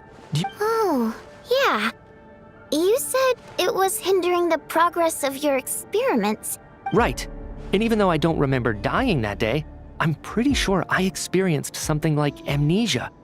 Some of my memories from that afternoon are missing. Are you suggesting you're missing the memory of your... Of course. How am I only just realizing this? Humans aren't necessarily aware of their own death. You mean being silently assassinated, or dying in your sleep? Situations like that? The researcher's amnesia. Suddenly it all makes sense. I must thank you, Odette. I think your perspective just helped me reach a breakthrough on a series of issues that have been troubling me for quite some time. All right. It's decided then. Oh, leave? Hey, wait a minute. Aren't you rushing into this? What if you're wrong? You'll pay with your life. Come on, kid. Aren't you gonna fight for your life? This seems like a rash decision. I have other reasons beyond what's been discussed. In fact, thinking back, I remember during Miss Odette's performance, while I was sitting in the audience stalls, a brilliant new idea for my research popped into my mind. But then, my train of thought suddenly cut. I can't remember it now at all, and I didn't take any notes. I guess that must be another instance of temporary amnesia. No. Hold on. I see where you're going with this. You're suggesting that each instance of temporary amnesia is a death, right? There's a glaringly obvious flaw in that idea, no? How can one person die so many times? I believe Miss Odette's account. During the period where my memory is blank, I must have been either dead or in a similar state. All it would take is for the same thing to happen in the theater, and I would come under the effect of the ley lines in this vicinity. This increases the likelihood of me being the deceased, does it not? But... There's no evidence to suggest that anyone other than me is a candidate for the deceased. So allow me, as a scientist, to treat this as an experiment. Please relax, everyone. I don't think things are as bad as they may seem. If I really am the deceased, then to leave the theater will be a relief for me. If, on the other hand, I'm still alive right now, well, apparently you've all witnessed my resurrection recently. Nietzsche's right. This is the only thing we can try right now. I think he's deliberately downplaying the gravity of the situation, though. What is a scientist if not someone who gambles on experiment after experiment in an attempt to obtain the truth? With this snowstorm, the ley line phenomenon, ghosts of the dead, and my amnesia, we've been paralyzed by not knowing and power.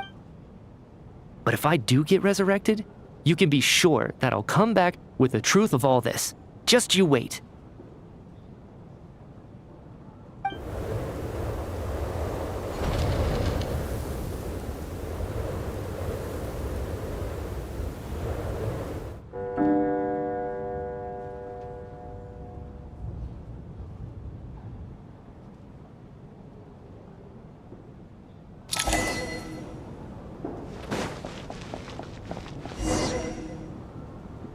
Poor Mr. Mitya. I didn't even get to see him one last... Maybe it's a good thing that you weren't there to see it. It was a hard thing to watch. I hate goodbyes. Why does it feel like everyone around me is slowly disappearing? Maybe it's the realization that, at the end of life, everyone has to face it alone. Come to think of it, the main reason we're still alive right now is pure luck. Each morning here, for every one of us, there's the chance that we might not wake up. You could take it a step further and say that the same is true outside, too. Who can never be 100% sure when they drift off to sleep? If I make it out of here, I'm going to cherish every moment that I'm awake. Without regrets, I feel like a strange sense of anxiety. Are you okay? You look really glum. If something's bugging you, let's talk about it. There's only a few of us left here now. After everything we've been through, what's the point in keeping things bottled up? I have a travel companion named Paimon. Alosha and Odette have met her before. She's been feeling unwell recently. You're worried about her, aren't you? That makes sense. We've been trapped in here for days. To be honest, I used to feel like I was just a spectator in this world, watching everything that happens from the sidelines.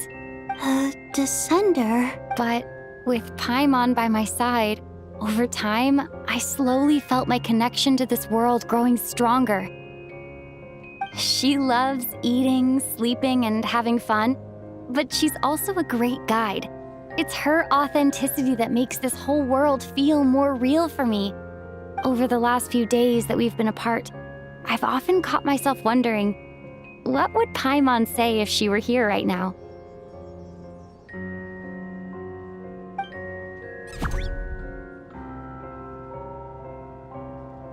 But by the time I snap out of it, the conversation has already moved on and I'm still in my own little world.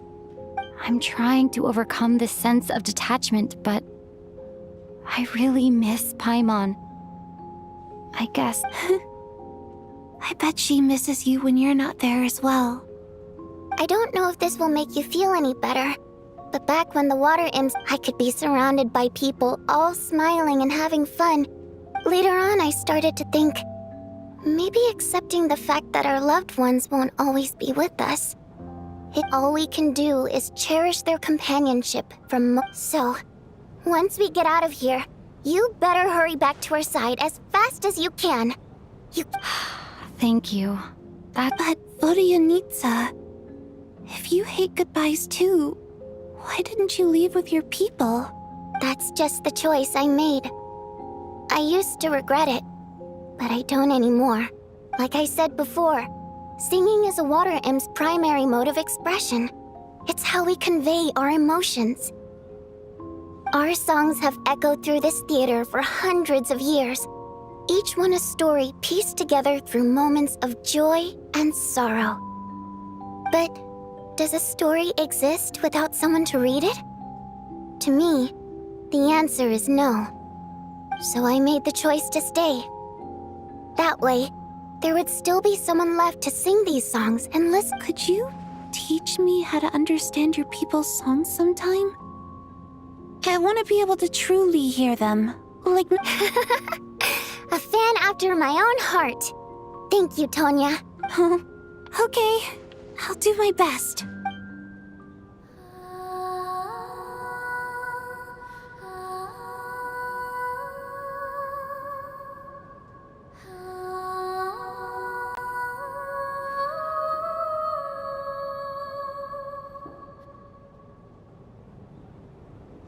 I've never heard that one before. I feel like I can hear a sense of... Color me impressed, Tonya. You're a keen listener. Most people can only tell if a song is happy or sad. I didn't think you'd be able to pick up on such specific details.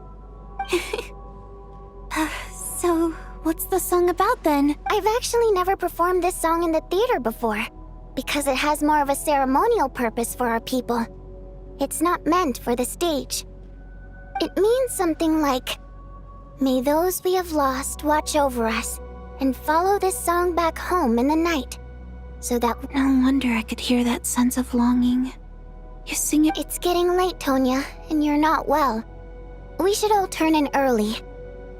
Okay, but, before I go to bed, could... Of course! Anything for my #1 fan.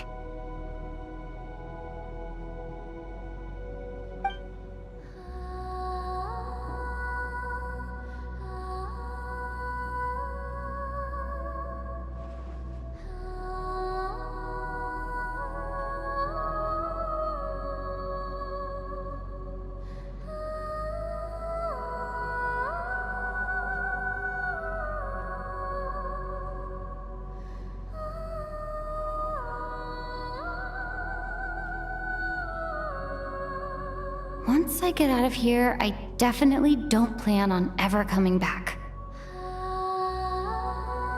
But I guess that means I'll never get to hear Vodyanitsa sing again. That's a sad thought. Before I fall asleep, I should cherish this moment of companionship while it lasts.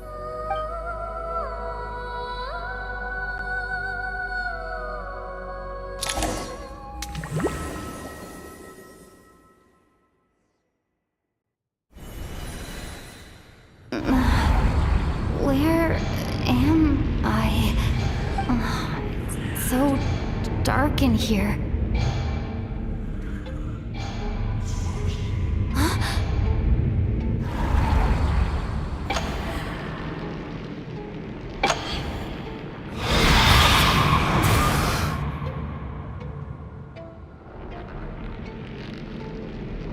Return, O spirits.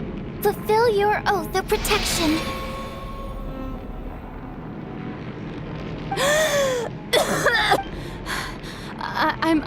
I'm alive? No time for questions. Quick, over here. Turn on the switch. We need to bring back the light.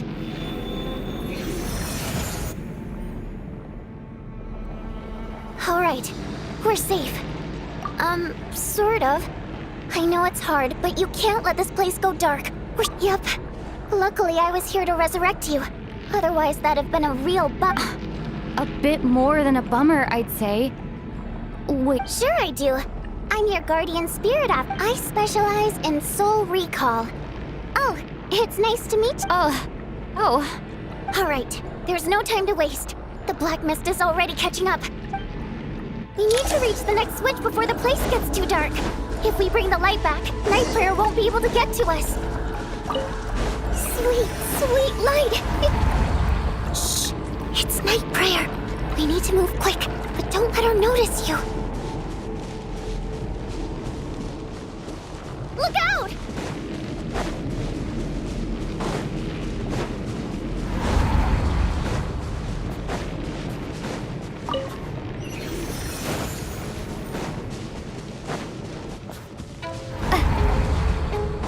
The next switch is over there.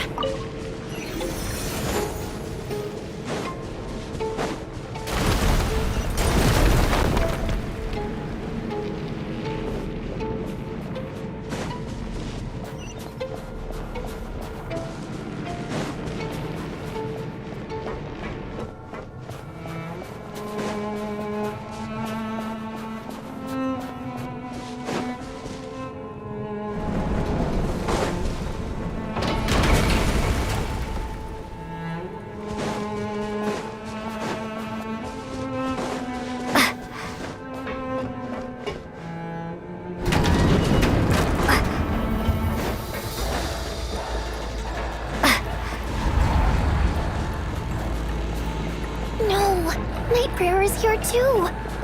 This can't be the only path. Let's head up there and take a look.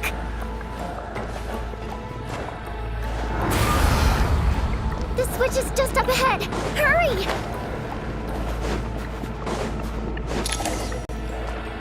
It's too dark. We're not gonna make...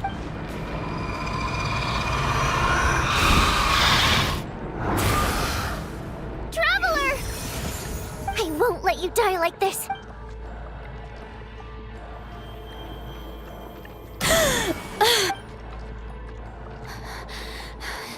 Even though dying is... Great. Yeah. Time for you to get up. What about you? I can't. I've already been used up. A guardian spirit. I might not look any different, but my essence has been exhausted. I can go no further. The black mist is where I belong. Why didn't you tell me sooner? Because it wouldn't have changed anything. That knowledge would have just burdened you. But... Go. Now, before it's too late.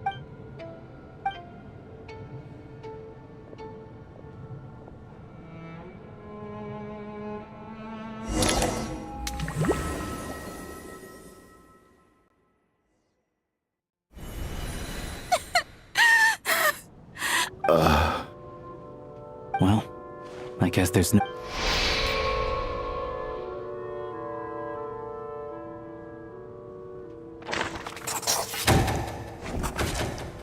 This wasn't supposed to happen.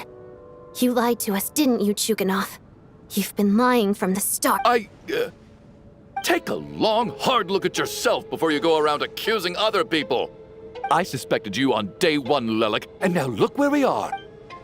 And you, little hunter, ever so content with staying on the sideline. Now you're just lashing out indiscriminately. That's either a sign of anxiety or a guilty conscience. Where was all this passion and bravado before? Decided to fight until the bitter end. Is that it? Is that a threat? Fine, bring it on. You think I'm afraid to die after all this? You want to... After all the trauma of the past few days, everyone's been pushed to the breaking point. Valeri and Nietzsche aren't here anymore. Someone else needs to step up, but first, I need to think this through.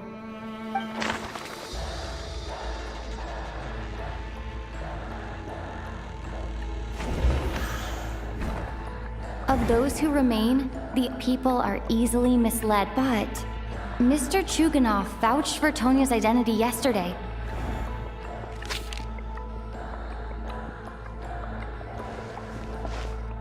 Tonya! Your brother Ajax must have mentioned me in his letters home, right? Did he say anything about a blonde traveler? No. And my brother's name is Razik, not Ajax.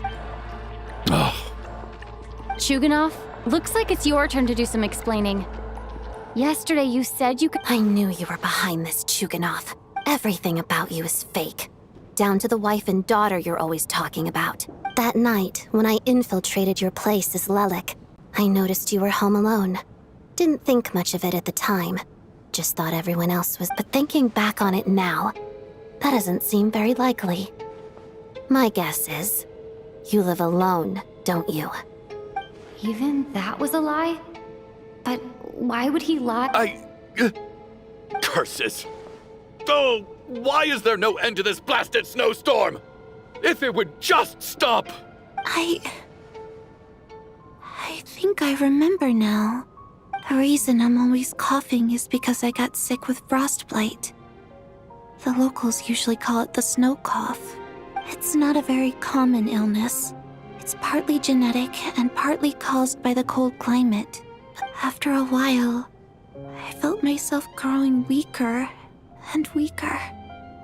Not so one day, I told my brother that I wanted him to take me outside for once, so things could be like they used to, just for one day. He agreed. He snuck me out of the hospital, and we got to the theater, bought tickets, and went inside. Oh, it was all so exciting. I remember— Oh, Tonya. When I woke up, I couldn't find my brother anywhere, but there's no way he'd leave me behind. So I decided to stay here and wait for him. At the time, I figured he'd probably gone to brew some more medicine for me. Tonya, it sounds like— Yeah, I know. I understand now. Dead, aren't I? After all of that, it turns out I can't blame my brother after all. I'm sorry, everyone. Your name probably isn't even Tonya, is it? Didn't that ever strike you as— Well, when I was little, my brother and I read a storybook, and Tonya is the name of one of the characters. When we escaped from the hospital, our family and the hospital security were looking everywhere for us. So when you first approached me and said my brother had sent you, and called me Tonya, I thought he must have chosen a fake name that only the two of us would know. Because he was afraid of getting caught. At least your memory of death isn't painful. That is a small comfort. Now it's your turn, Chuganov. Talk to us. I believe— You're right. I was lying. I happen to know that the Harbinger child and his sister Tonya managed to get tickets, so... And yes, I was lying about my family too. The truth of the matter is, I lost them a long time ago. My daughter's name was Iskra. And before you ask, yes, Iskra, as in Iskra Manufacturing Plant. She also died from the snow cough. She was just 6 years old. If she were still alive today, she'd be around this after Iskra passed. My wife couldn't bear to face those memories either. One day when I came home from work and saw the empty room, I soon discovered that this was the only thing that made me feel any— Nothing more than a pathetic means of escapism, I know. but at least it's not a crime. So explain your false testimony then. The night before last, when I was chatting with Tonya, she mentioned that her brother would brew medicine for her from frost fairy flower leaves. Combined with her various symptoms, I suddenly understood everything, including the fact that she was deceased. The snow cough used to be an incurable illness. I would pick frost fairy flower leaves to brew medicine for Iskra too. But the year after my daughter passed away, the jester of the Fatui announced that a cure for frost blight. Also, it turned out that all previous treatments were completely ineffective. No better than random concoctions. That was the final straw for me. I just couldn't take it anymore. So, more than anyone, I know full well that in this day and age, no one in their right mind would still be using frost flower leaves to brew. Poor Miss Tonya, therefore, had to have been from an era when snow cough was still a terminal illness. So, you projected your daughter onto her? Even though you knew she was one of the dead? That doesn't make any sense. You knew she was already dead. What did you hope to achieve by protecting her? I just don't believe in your crackpot theories. How can you just declare a living person dead and throw them out into that snowstorm? Nitia's gone. My good buddy Shram's gone. And now it's Tonya's turn, isn't it? The others I can make my peace with, but little Miss Tonya, here she is, standing right in front of us. I just want her to live. Once this snowstorm is over, the very moment it stops, I'll be damned if I'm gonna let you cast her out into the snowstorm before I have the chance to cure her. Not again. Not this time. Not when the cure is right within our grasp. Mr. Chuganov, stop. Tonya. By the sounds of it, you've known I was dead since the night before last, right? I really liked Mr. Valeri, Mr. Mitya, and Miss Vodyanitsa. I'm not happy about that. The reality is, you've been trying to fight your own demons through me. But all you— No! Listen to me. Oh, at this point, I'm quite sure that I'm dead. I don't need to be saved. The time I got to spend with all of you is more than enough for me. Despite all the bad things that kept happening, I got to meet so many interesting people and spend so many days and nights by your side. Since the day I escaped that hospital until now, this has been an adventure I never even dared to dream of. I'm very fond of you all. If it were only possible, I'd trade my soul to bring back the ones who died. And that's why I'm not fond of you at all, Mr. Chuganov. It's them that you owe an apology to, sir. Well then, I suppose this is it. It's time— You're leaving already? It's still early. Don't you want to stay a little longer? No, thank you. Oh, my name is Patashka. It was nice meeting you all. Feels strange that we're only being properly introduced now that it's time to say goodbye. Tashka.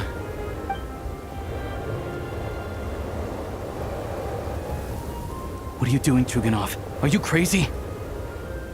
Let me leave. I can't keep lying to myself anymore. In your dreams. Don't think you're getting off that easy when you had a hand in the deaths of so many people. The Fatui have honed quite an array of enhanced interrogation techniques since they were founded. Once we're out of here,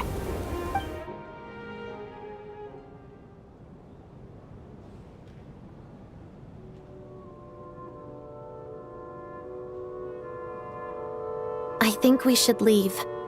I doubt this snowstorm is ever going to stop. For all we know, this storm might have destroyed all of Snezhnaya by now. Wait, we finally solved the mystery of the haunted theater today. Maybe let's at least try to enjoy tonight? Fair enough. I don't particularly feel like dying in Chuganov's company. And yet you won't let me die first. Hey, Chuganov, on a serious note, if we do make it out of here. Is this really the time to be discussing my factory? All right, fine. I'll shut it down. Doesn't matter to me anymore. Am I hearing things? Or was that a knock? There it is again. But I don't understand. The snowstorm hasn't stopped. Should we open the door? Is this it? If the last few days are anything to go by, whatever lies beyond that door at this moment.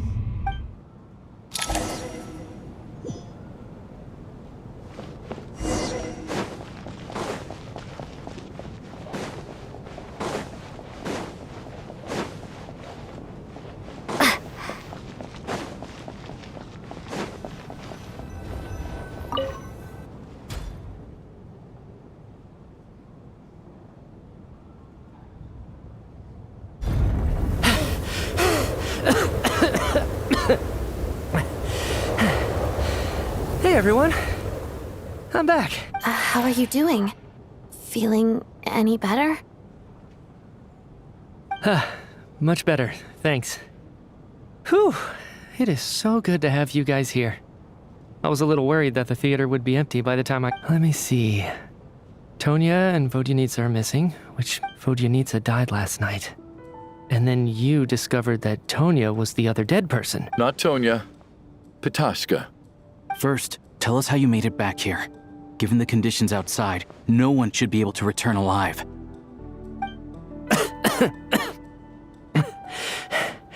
You're right. The thing that got me back safely was a song. I heard someone singing. After walking into the snowstorm, my mind grew hazy. I don't know how long I walked through the storm before my mind completely slipped away.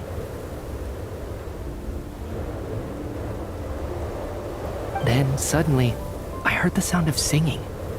The voice instantly brought me back to my senses, and I regained consciousness. So I followed the voice, searching for the source of the singing. I searched and searched, until finally, just a few moments ago, there was the entrance to the theater. I've actually never performed this song in the theater before, because it has more of a ceremonial purpose for our people. It means something like, "May those we have lost watch over us, and follow this song back home in the night." That must have been Vodyanitsa's requiem. Who knew it actually worked? That song is meant to guide the souls of the dead. Mitya. Huh. No kidding. Seemed like I guessed right that when I first stepped out of the theater, I was still quite lucid. My memory of it is still pretty intact. I remember the outside world being completely different than what I'd expected. It was like this was a world where only the snowstorm existed. I don't know how else to describe it, except to say that it just didn't seem like the real world. And as for the requiem, if I was guided here by Vodyanitsa's song, it can only mean that I must already be dead. And this is my soul, not my body. But I didn't experience a clear moment of death while I was out there. Nor do I feel any different now than before I walked into the snowstorm. You don't seem any different to me either. In fact, this is something I've been wondering about for a while now. If souls aren't physical, both Shram and Pitashka were clearly deceased, and yet their souls didn't look or feel like ghosts at all. This raises a truly terrible thought. Is that really what Mitya is suggesting?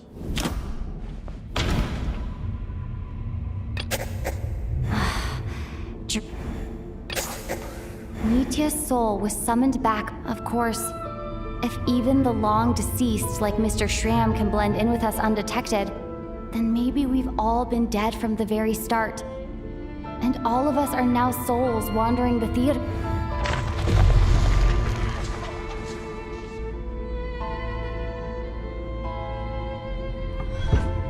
Yes. I think that this is probably the afterlife. What did you say?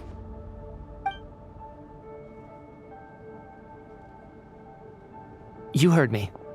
We died in the theater. All of us did. But due to an obstruction in the theater's ley lines, our souls are trapped here, while an endless, infinite snow. It's ironic, really. All that time, we were working so hard to figure out who the deceased among us were, when the truth was, we were all deceased. The only Do you remember that note, "Death is near"? Seems like we misunderstood what it meant after all. Death was nearer than we wanted to think all along. The note simply meant that all of us were already dead. So all our attempts to survive, our search for the deceased, it was all for nothing? Hard to say. At the very least, we helped 2 lost souls find clarity and go to where they belong. The presence of those 2 is probably what caused our souls to be drawn in by the ley lines. In which case, the deaths we've awoken to over the past few days were just souls returning to the ley lines for good. If what you're saying is true, doesn't that make us the lost souls? Huh, no wonder. This afternoon, when I was moving Vodyanitsa's body, I noticed that the other bodies in the room hadn't decayed one bit after all these days. That's further proof that those aren't physical bodies at all, but merely our shells here in the afterlife. Am I really dead? This doesn't feel real. No, that's impossible. I still find it hard to believe that all of us are dead. How exactly did we die in the real world? None of us have any memories of dying, right? Not even knowing how we died is preposterous. Good grief! Surely there has to be some— Exactly. It's hard to rest in peace when you don't even know how you died. It gave me lots to think about as I strode out into the snowstorm. I racked my brains trying to remember the cause of my death, the exact moment I died, the root of all of this, right up until my— Wait. Hold on. Right before I lost consciousness, I think I saw something. I can't remember. And I think I lost my notebook and pen. Mitya, your hand. Is that blood on your fingers? Huh? You're right. There's blood on the fingertips of my right hand. Looks like it's already dried. When did that happen? What the? I guess this was what I saw. I must have desperately drawn it in my own blood right before losing. What's wrong? Do you recognize the symbol? It's Renova, the ruler of death. Alosha, do you still remember that Snezhnayan folktale you told me about? It was about the Grim Reaper.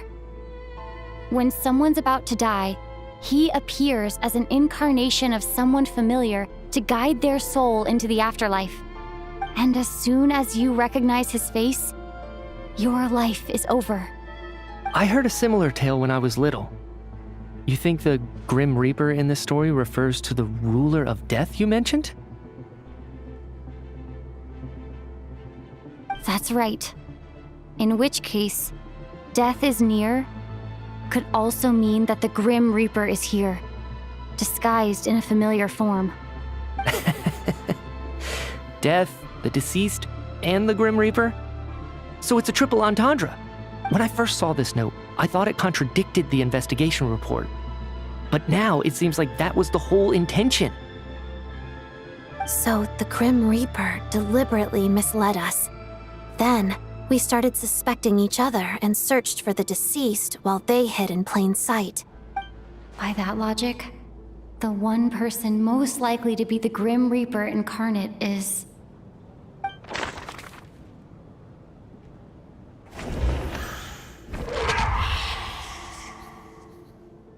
No doubt about it. Looking back at how everyone has acted over the past few days, Alosha is most likely the Grim Reaper lurking among us.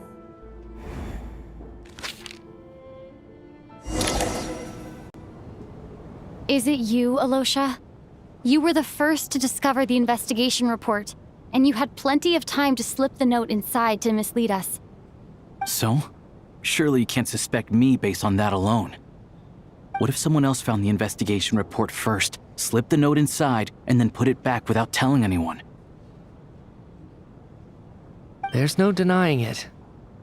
The note could easily have been slipped in much earlier than it was discovered. That's not all. I've also noticed that, although on the surface, Valeri, Mitya, and sometimes I were the ones taking charge of the situation, looking back now, even though you didn't say much, you were always subtly guiding everyone from the sidelines. What do you mean? You were the one who emphasized how dangerous it was outside and insisted we all stay here. It was also you who suggested that we all sleep in the same place. And earlier today, you tried to convince Patashka to stay. I don't understand why, but it was out of character. So, you didn't understand my intentions, and now you're assuming the worst. Seems pretty unreasonable if you ask me. He still won't admit it? Fine. Let's see how he responds to the most The biggest question I have right now is, if the Grim Reaper is impersonating Alosha, then where's the real Alosha? When did they switch?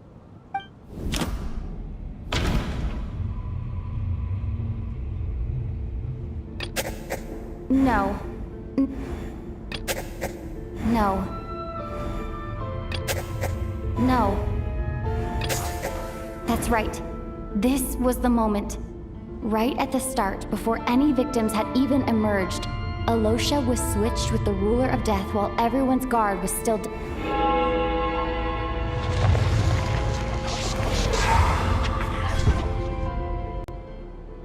When all this began, right after the performance ended and the snowstorm began to pick up, no one suspected anything unusual.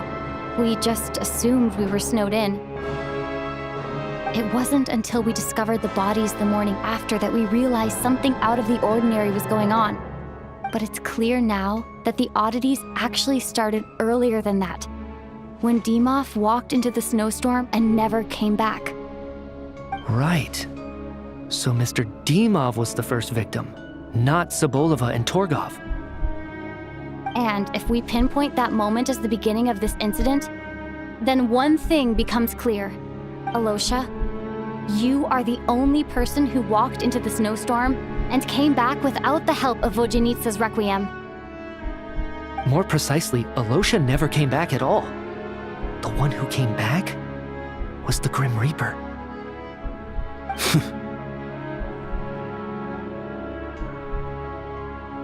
Not bad. Well, since you've backed me into a corner, I suppose there's no point in keeping up the act anymore.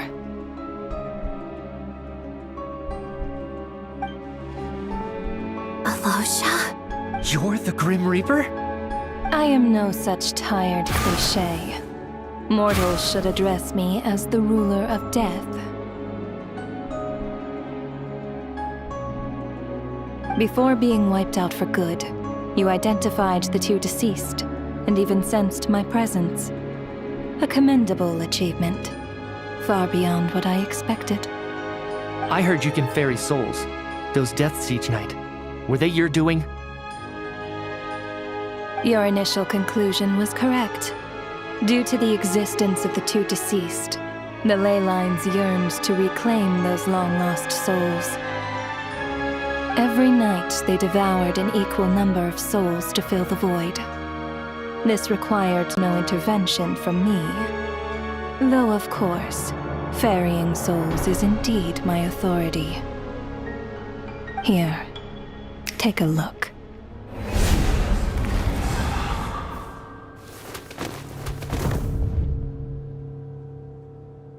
What are you doing? That takes care of today's too. Don't get so worked up. You are already dead, and your souls must return to the ley lines. I know we're already dead. You murdered us, didn't you? Murdered? No. Murder is when mortals usurp my authority. Death is my jurisdiction. If I require someone to die, I need not resort to such laborious methods as murder. You simply met the criteria to trigger my curse of death. I know about the curse of immortality. So there's another death-related curse too? You cursed us? When? And why would you do such a thing? So often, humans pray to me, begging to know when their death will come and what form it will take. But few people ask why. If you must have an answer, know that death comes simply because one's time has come. So you're not gonna tell us the truth? Hold your tongue. By all rights, you shouldn't even be allowed to speak with me. Those angels from the past are to blame for the reckless renovation of the ley lines here. It's made my work on this occasion infuriatingly complicated.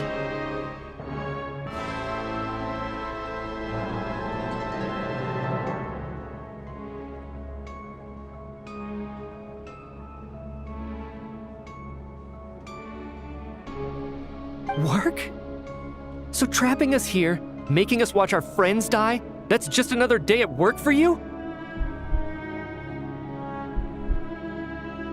You clearly have a lot of questions. Fine.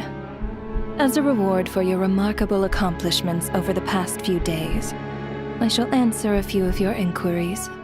After the physical body dies, the soul must return to the ley lines for that person's death to be considered complete. My work encompasses the entire process of death, including, naturally, the guiding of souls into the ley lines. You must also be rather familiar with Natlan's Night Kingdom, I presume? It was I who supported the creation of the Night Kingdom. It provided a convenient means of guiding the souls of Natlan. Here, too, the ley lines connected to the theater underwent some modifications.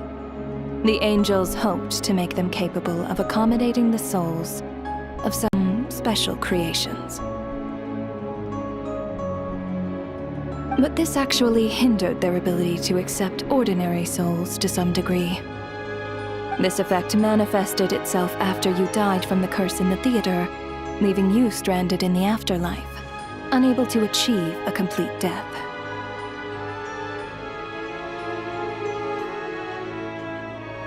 But if souls who die from the curse of death fail to return to the ley lines within a short window of time, they will miss. Then, they will remain forever suspended between life and death, no longer subject to the authorities of either. So if you don't resolve this matter soon, and see all our souls return to the ley lines before long, we'll escape your control. Mitya is sharp. This must be what Renova was worried might happen. But if you have the authority to guide souls, why didn't you just show yourself and get it over with? Why hide among us in the form of Alosha? You seek to understand the mind of a god? Very well. This is a theater, and I decided I wanted to watch a show about death. That's why I encouraged you to take the events to the stage. I found myself getting quite immersed. I suppose the entertainment you provided makes up for all the trouble you've caused me by being so defiant in the face of death. There. Are you happy with my answer? Can't say I am. Really?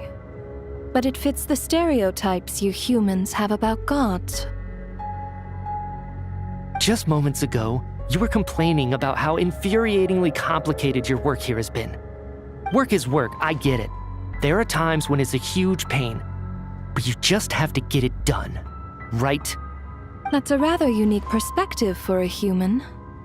You are in fact correct. There is a pain point in this case. Due to the obstruction in the theater's ley lines, there is a hard limit on the number of souls they can receive each day, making it impossible for me to ferry all your souls at once. Revealing my identity too soon would inevitably have led to futile resistance, and there was a risk that any souls who chose to run would disappear. Then there was the issue of the 2 lost souls you called the deceased. The way you resolved that quandary was all part of my design. That's what I don't understand. If all of us were souls of the dead, what made their presence among us special? For centuries, they have refused to return to the ley lines, exploiting the issues created by the angel civilization to resist being drawn in. Centuries of obsession accumulated during this process. You may think of this obsession as the resentment of the dead, and in this quantity, it was a bomb that could have detonated at any moment. It reached the point where I could not afford to leave it unchecked. But the only way to fix it was to help them acknowledge their own deaths, make peace with their regrets, and willingly walk into the snowstorm. Only then, with my guidance, could they finally return to the ley lines. Otherwise, you would not like to know what the consequences would have been. I vaguely remember seeing Patashka, but in the most terrifying form. Was that in a dream? Is that what would have become of her if she hadn't returned to the ley lines? I see your dreams brought you many revelations. So you see, death in fact grants wisdom to mortals. Souls connect to all things in the world and see the chain of cause and effect between them. It's nothing unusual. Anyway, giving psychological counseling to lost souls is not my strong suit. That is more of an angel's role. It was something I could not resolve directly using my authority, so I decided it was easier to leave the bomb defusal to you. Meanwhile, of course, their presence caused the souls of other members of your party to return to the ley lines each night. From where I stand, that was killing two birds with one stone. As both issues slowly resolved one another without me having to lift a finger, all I had to do was stay close by and keep the situation under control. Then use my authority to wrap things up at the end. And, of course, while I was at it, I thoroughly enjoyed watching this drama, dealing with death from a mortal perspective, play out on the stage. Sounds like you had it all figured out, Grim Reaper. I just did the math. You said there's a hard limit to the number of souls the ley lines here can receive each day. It's 2, isn't it? That much is obvious, even to a fool. It's time to review this whole affair. If the ley lines can only take in 2 people per day,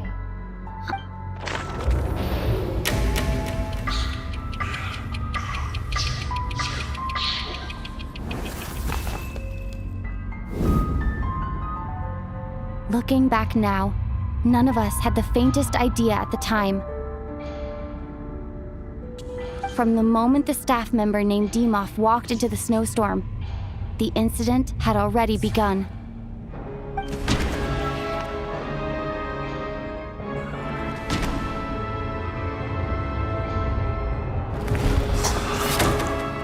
Alosha was the second to walk into the snowstorm after Demoff to investigate.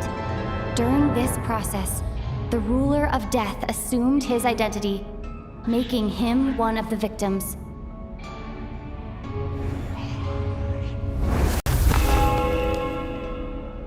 During our first night in the theater, everyone was caught up in the novelty of it all. No one could have expected there would be victims the very next morning. Despite all the confusion, and with the help of hindsight, we finally began to realize that something was amiss with the snowstorm.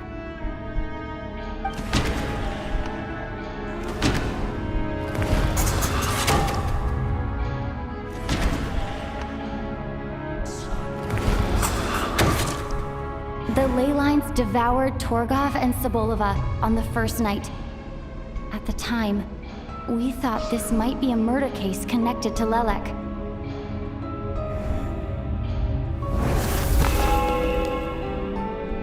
Odette and I spoke a lot that night. 3 people were on watch, but in the morning, we discovered that someone had fallen victim all the same.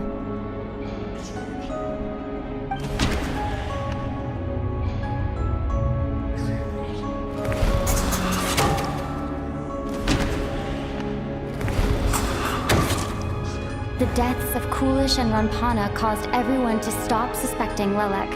Unexplainable phenomena occurred one after another, leading Mitya to suspect that we were caught up in a supernatural event.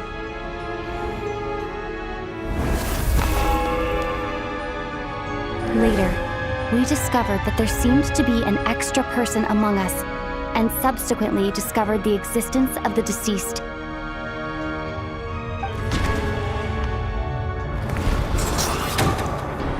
Mr. Shram realized he was the deceased and walked into the snowstorm to return to the ley lines of his own accord. It turns out there really was a dead person among us.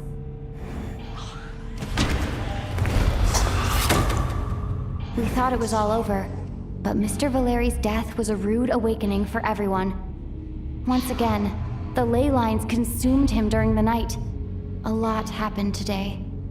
Mr. Valeri's death led us to discover the connection between the number of deceased and the number of victims during the night.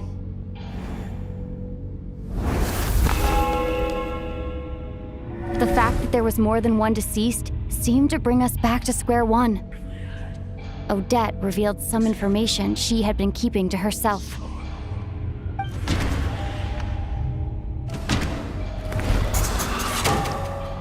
Vodyanitsa was swallowed by the ley lines in her sleep, but the requiem she sang before falling asleep was quite a game changer.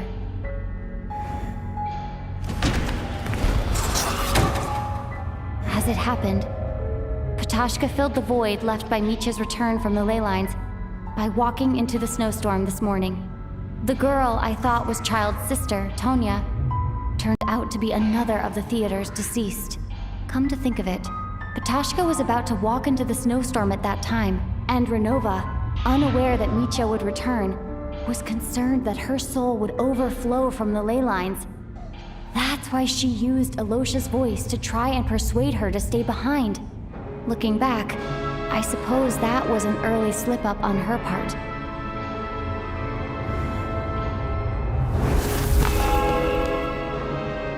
No one could have expected anyone who walked into the snowstorm to return. But just after nightfall, Mitya returned, bringing crucial information with him. Various truths began to surface, including that all of us were already dead, and that the ruler of death was here among us.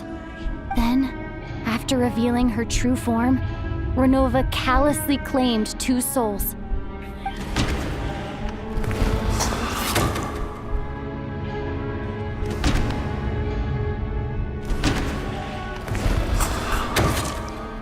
In fact, everyone was already dead by the time we took the photo. And in the days since, we've experienced many more partings in the afterlife. Now, only Mitya and I remain, and the true culprit behind everything still stands before us. In Mitya's eyes, I see the same anger and frustration that I feel.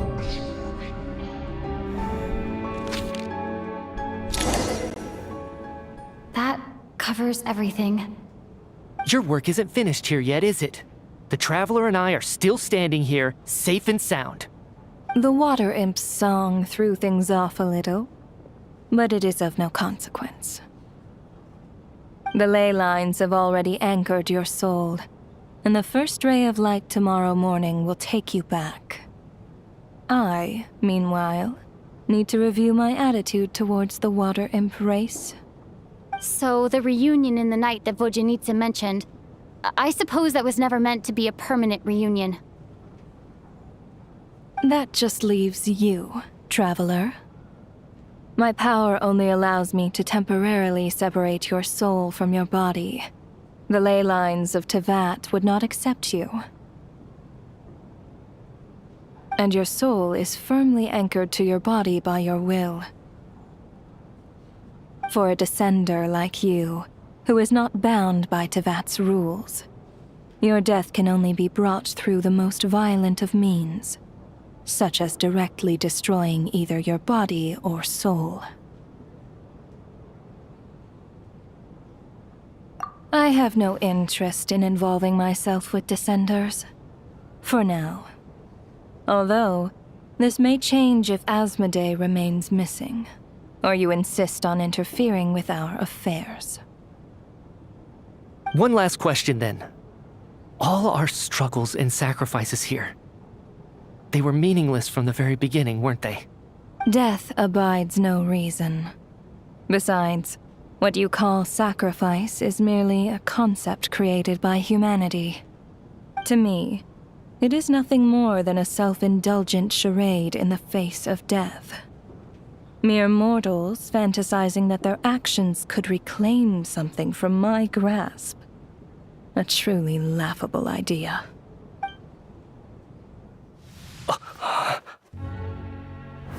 Grim Reaper, you really know how to get on my nerves. I'm not here to ingratiate myself with you. I kill merely because your deaths are necessary. Oh, you've made that quite clear. But humans don't take well to being scorned. Not even by the gods.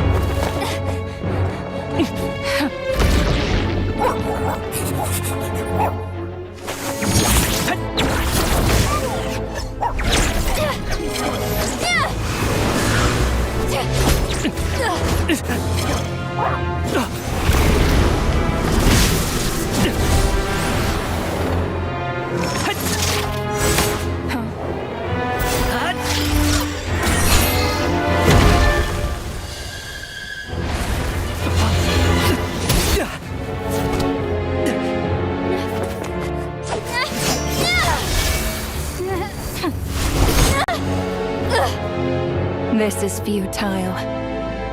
You must know that you are powerless against me in my own domain. I suggest that you save your strength. For what? Maybe we can't change it. But if nothing else, we can at least teach you to have some respect for the dead. Audacious.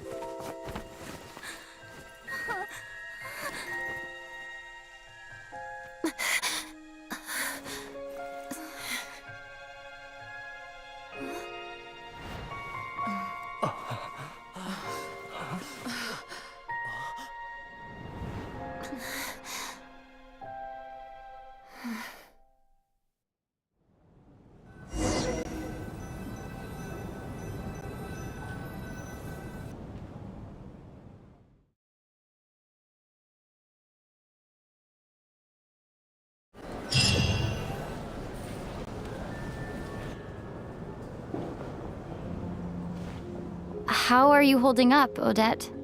What happened to me? How much do you remember? What do you mean? Is the performance over? Has Odette already forgotten?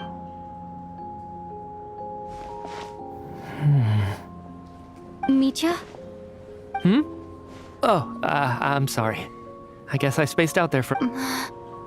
Don't you remember... Yeah, I remember now, comrade. Looks like we guessed right. Just like me when Odette found me at the Armory Palace. For some reason, everyone killed by the ruler of death eventually came back to life. just with one catch. They forgot what happened while they were dead. Odette and the others have already forgotten everything. Why were you able to remember this time? Could this be the reason?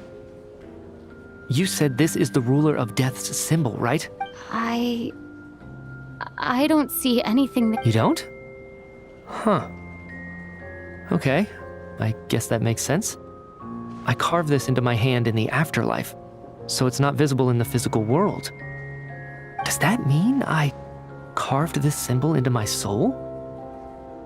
What an unsettling thought. Still, at least I get to remember what happened. I suppose, what about you though? The ruler of death mentioned that you're a descender? Is that why you... A full explanation would get complicated very quickly, but that's essentially it. Well then, now that it's all over, let's figure out what we've learned. The first thing I notice is that everything here is precisely as we left it, right before our deaths. This confirms that time passes differently in the afterlife than in the real world. They say that right before death, time slows down and your whole life flashes before your eyes. That must be how you know you have one foot in the afterlife by that point. Anyway, clearly the few days we spent in the afterlife probably only amounted to a few short minutes in the real world. This also aligns with previous reports of widespread temporary memory loss among the Armory Palace personnel. Now it seems likely that those were all brief deaths caused by the Grim Reaper's so-called curse of death. To those unaware of the truth, dying and coming back to life must feel similar to a short bout of catatonia. This leaves me with a couple big questions.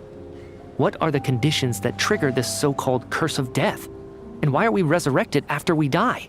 If nothing else, I think it shows that killing us wasn't her ultimate goal. We still don't know her true reasons for subjecting us to death. Right. This time only got complicated because of the situation with the theater's ley lines. That's why she had to approach it differently. If the previous incidents of amnesia among the researchers are anything to go by, killing us is usually a pretty routine matter.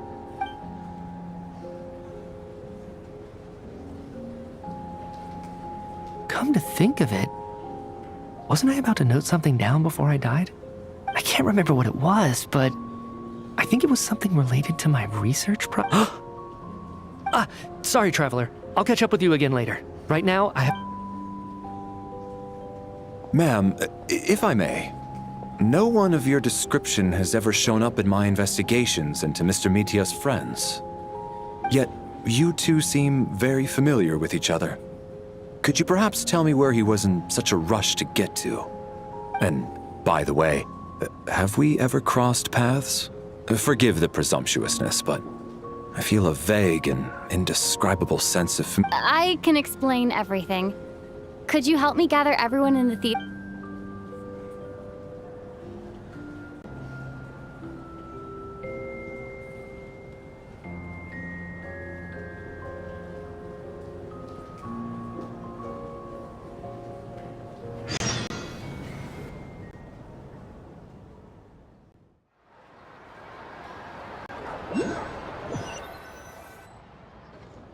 So, Chuganov really is going to shut down the factory. I guess. So, you said I promised to take you to the Armory Agreed. Let's check in on her first. The whole reason for our trip to the Armory Palace anyway is to figure out...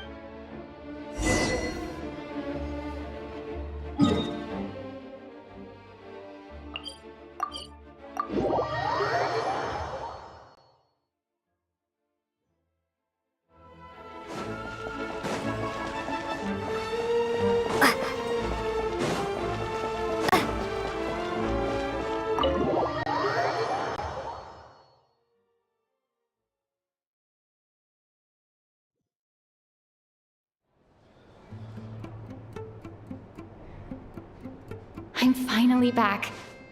Even though a long time has passed from my perspective, as far as Paimon's concerned, I should keep my emotions in check when I see Paimon again, or it'll seem weird.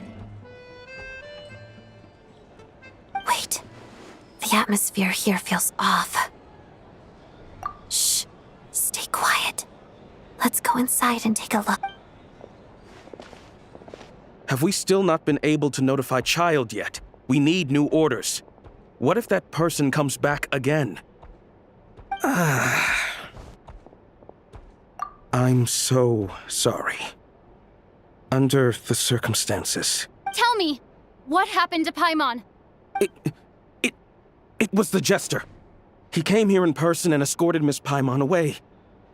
He's the director of the Fatui. His authority supersedes all others and cannot be questioned. There was nothing we could do. How long ago did he leave? And what was Paimon's status? It was about an hour ago.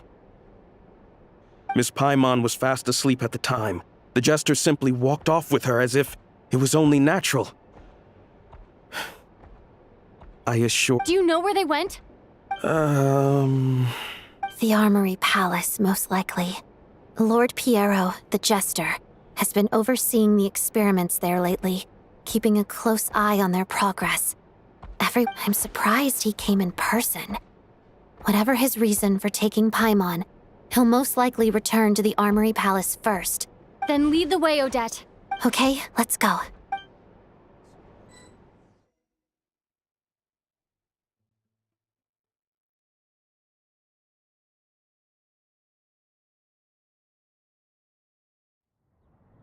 It's just up ahead. Quick, let's get it. No, I'll go alone. You know I'm planning to force my way in. You're with the Fatui, so you should stay outside. I was hardly planning on taking you through the official channels anyway. I'm here to force my way in, just like you. I may be a Fatus, but I'm also Lelek, enemy of Project Stuja. Paimon's safety is paramount right now. With me around, you'll have an extra pair of hands. There might be devices inside that are easier for an insider to deal with. If you say so. Let's go. There's no time to hesitate.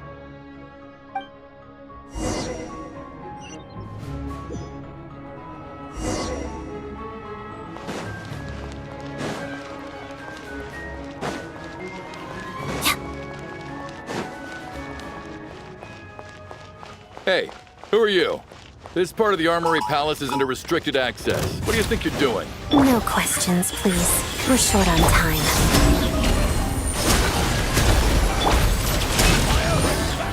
It's jammed.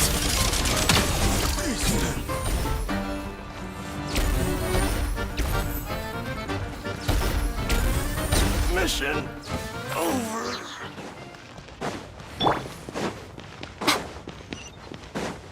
Emerge. Right now. Right here.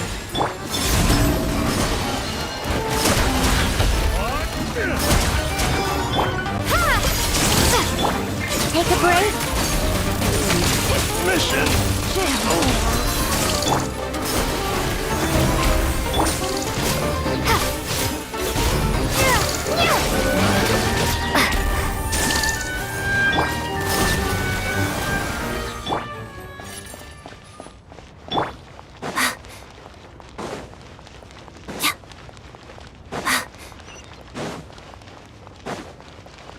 Trespass at your peril. Emerge. Right now. Emerge.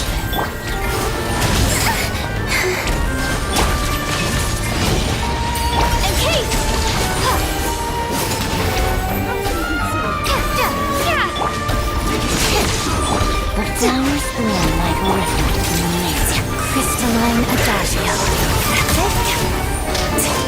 Good brief breath. Come on. Right now. Emerge.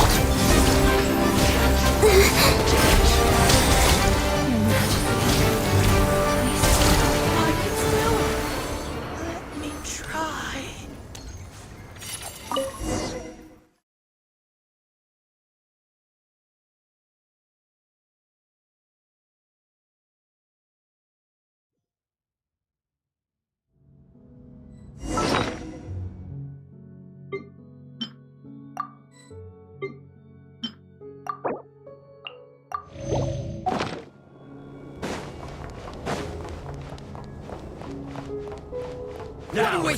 Do you have a pass?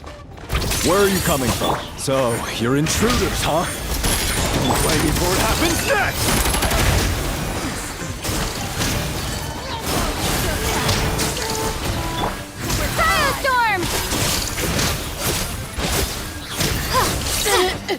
take too long.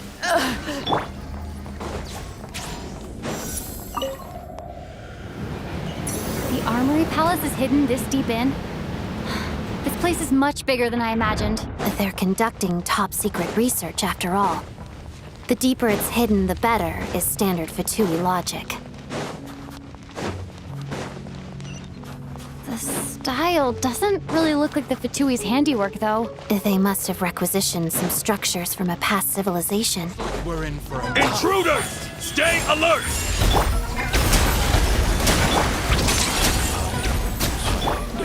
Come on, keep up! And Kate!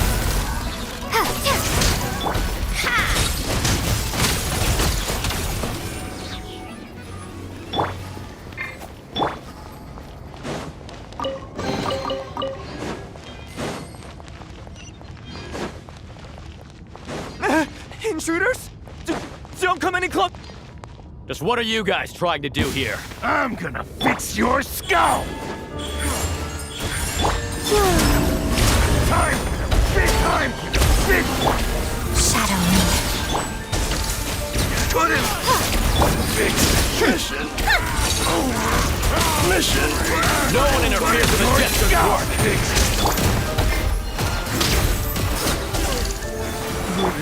Sharp.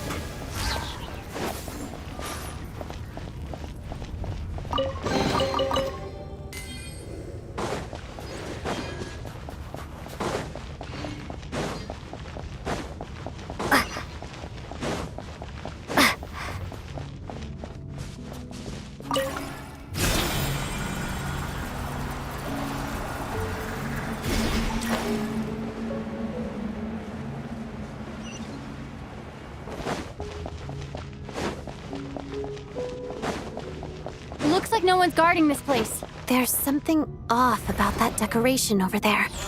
Look out! Let's deal with these before we move on.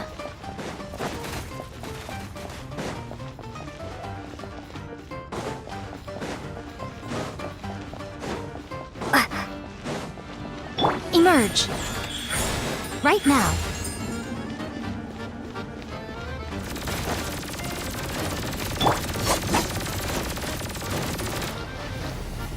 Let's begin.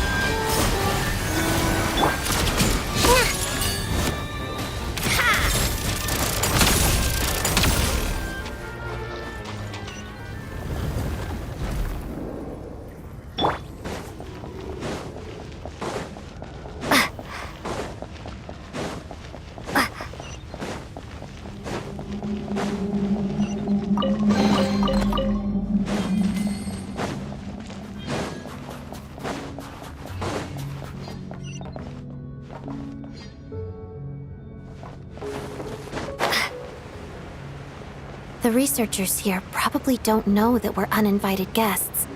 Let's try not to hurt them. What's the big star from the theater doing here? That's Miss Odette. She's a member of the Fatui. Don't...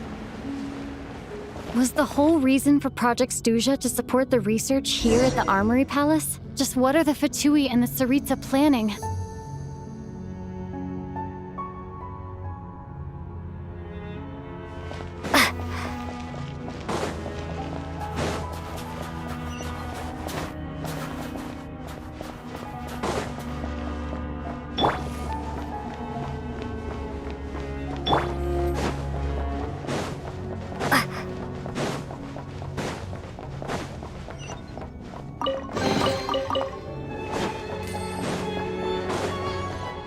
Whoa!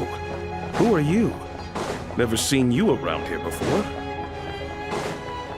Looks like there's no way through here. Maybe using the power of this prism could help?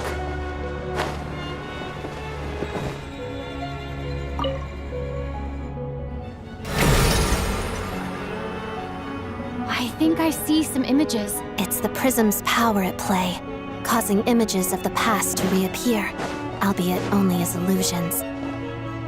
Paimon and the Jester?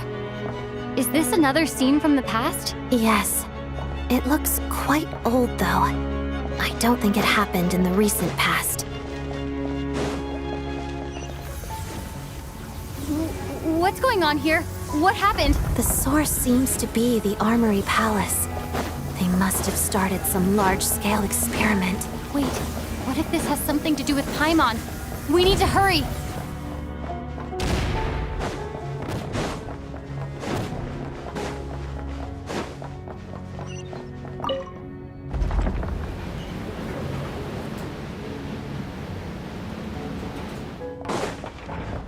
We're almost there. The Armory Palace is just up ahead. Paimon, please be okay.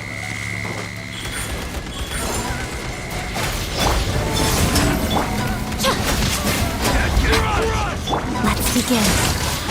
Mission over.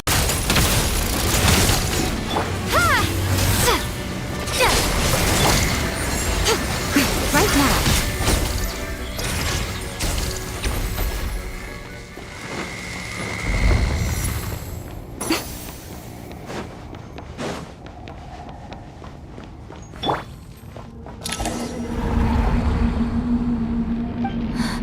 What's going on? It's the curse of death. No. Odette?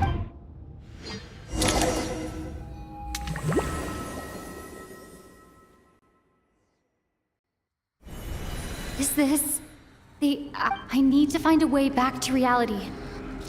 Is that Odette's core ignorance?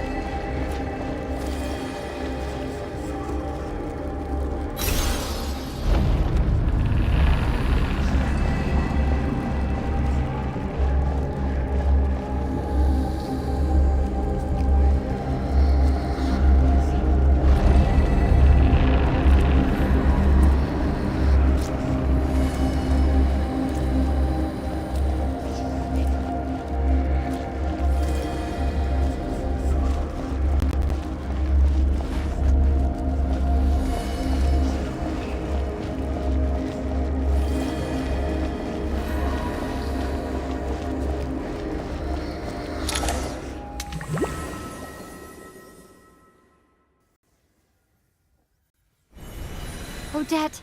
Oh, no signs of life. But past experience says that she should be resurrected. Did Odette intentionally use her core Ignis to guide? Thank you, Odette. But I'm sorry.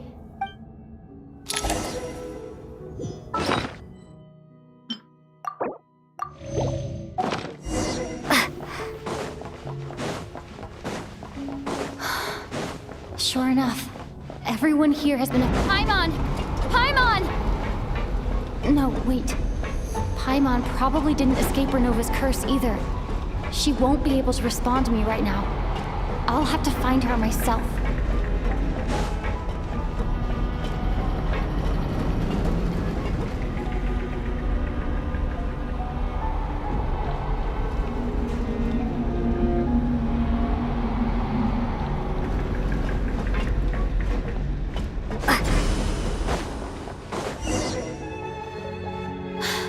Found her! Paimon really is here!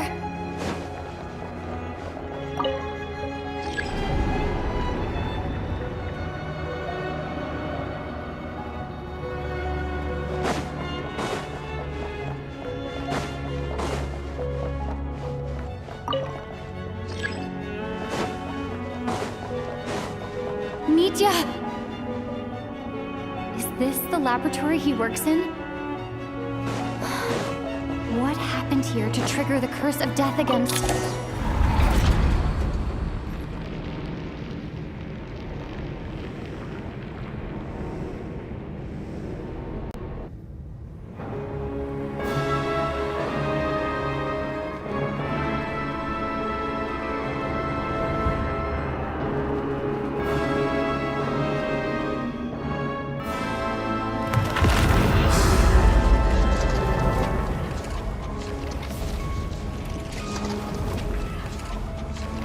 You don't learn, do you?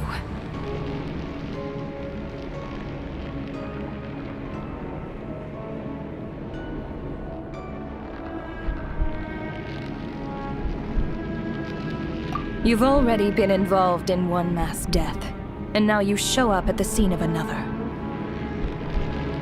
This might have passed for a coincidence the first time, but a second time? Am I to assume you are intentionally interfering in Snezhnaya's affairs? Judging by your expression, it seems that you understand little of what is going on here.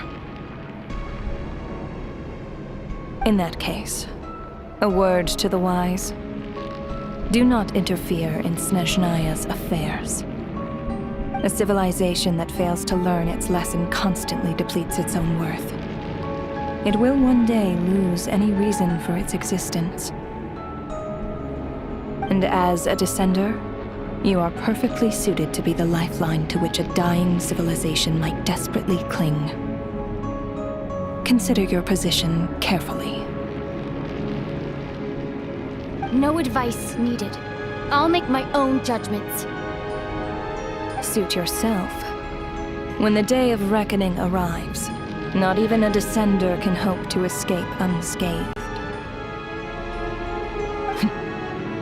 The time for resurrection fast approaches. The mortals here are not yet worthy to behold my form. So that will be all for today.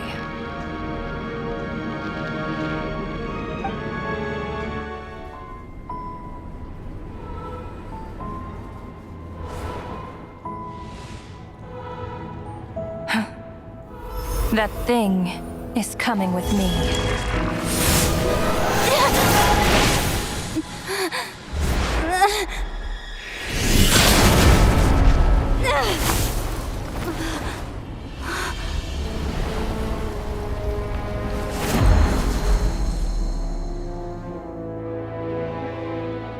You awoke sooner than I thought.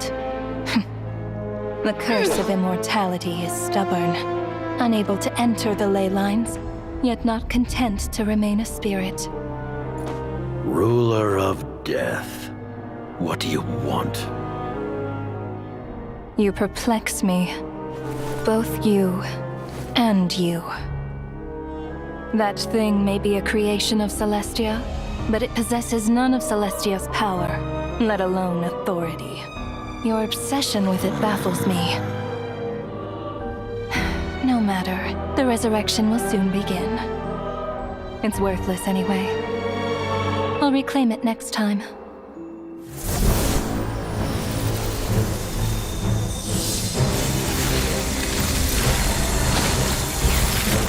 Hey, who says there'll be a next time?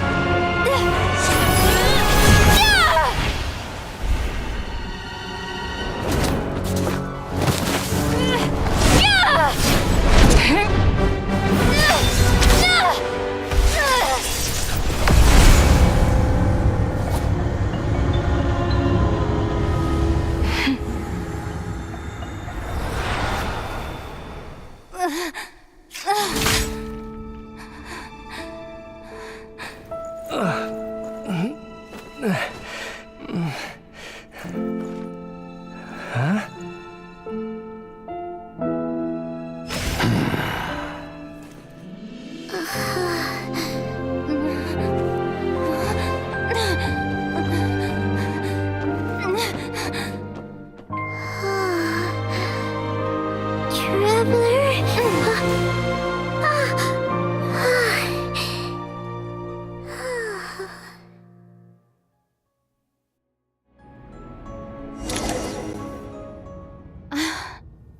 I missed you, Paimon. What are you talking about?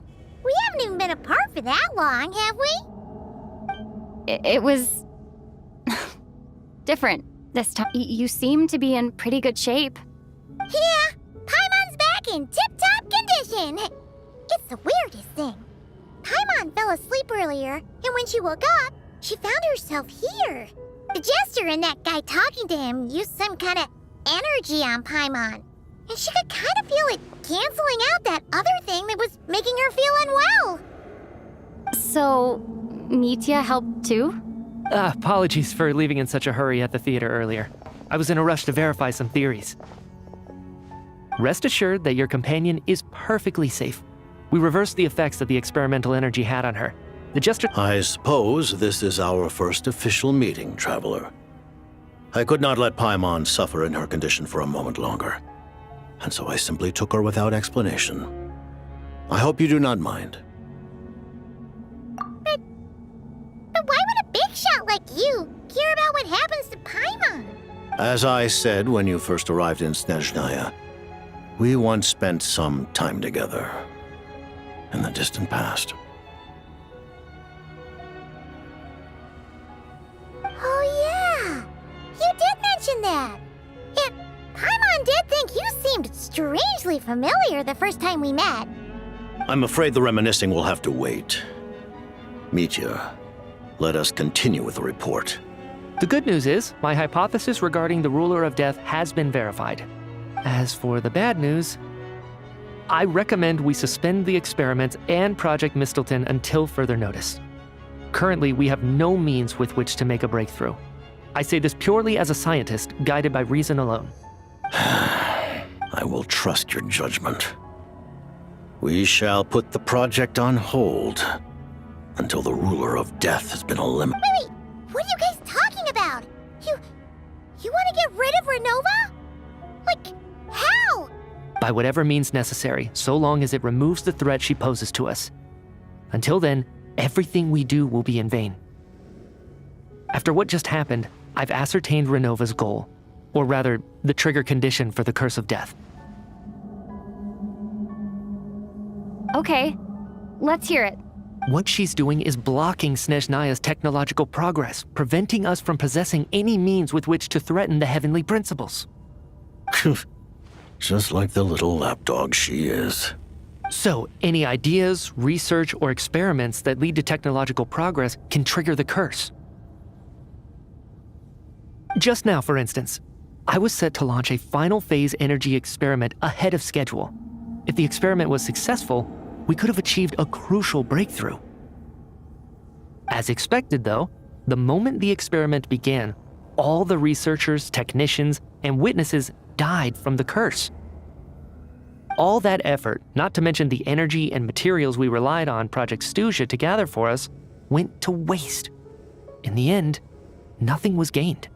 Does that mean something similar happened when we were at the theater? That's right. During the performance, I thought of an important breakthrough regarding the experiment, and wound up dragging everyone into this. So the nature of the curse seems to be something like, when moments of technological progress occur, all life in the vicinity is taken away. What a violent method. Of course, that meant the curse was normally limited to the Armory Palace. Since outsiders are forbidden from entering, this mass death phenomenon went unnoticed. Until Odette came along. I believe she was the first witness. The curse of death was triggered just before she infiltrated the Armory Palace that day. But you mentioned something about a final stage experiment. Doesn't that mean you've actually made some progress? That's right. Even with the gods locking certain key components out of reach, Humanity can still advance technology in incremental steps accumulated over time. But, as I'm sure Renova anticipated, even incremental progress has its limits, a point where the truth you're seeking must be put to the test in an experiment. You mean the experiment you were just about to do? Yes, we were at a critical juncture, a moment where the quantitative was about to translate into fundamental qualitative change. With this single experiment, we could have brought everything we've worked for to fruition. But now, after already being forced to fumble around in the dark all this time, it feels like we've truly hit an impenetrable wall. As long as Renova's curse of death persists, we won't be able to advance the experiment or obtain any results. And with Project Stuja having been in effect all this time, at our nation's current strength, repeated trial and error is simply unsustainable. Only by eliminating Renova first will it be possible to continue advancing our plans. But she's the ruler of death! She can just kill whoever she wants, right? That's gotta be the scariest power ever! Is it even possible to beat her? We'll see. But one thing's for sure. She definitely can't just do whatever she wants. The best proof of that is me, standing here, very much alive. You're saying... Wouldn't it be easier to just kill all of us researchers for good? Why resurrect us over and over again? Why let us advance our technology to this point? So, you're saying even the ruler of death has limitations we don't know about? Exactly. And I think that's where the key to our breakthrough lies. Regardless, the ruler of death has always been an obstacle we must overcome. Indeed, we must face life, death, time, and space. After all,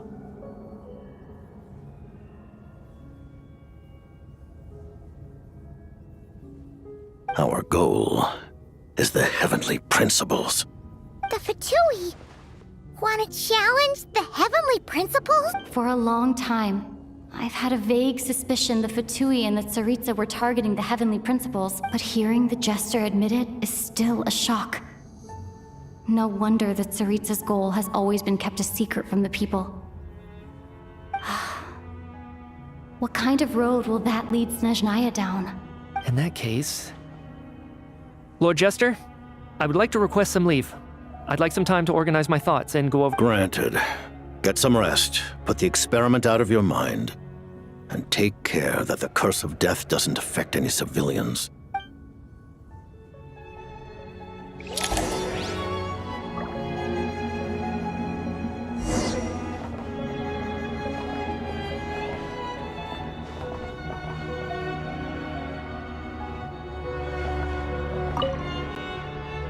While there is yet time, allow me to offer you my hospitality, honored guest of Snezhnaya.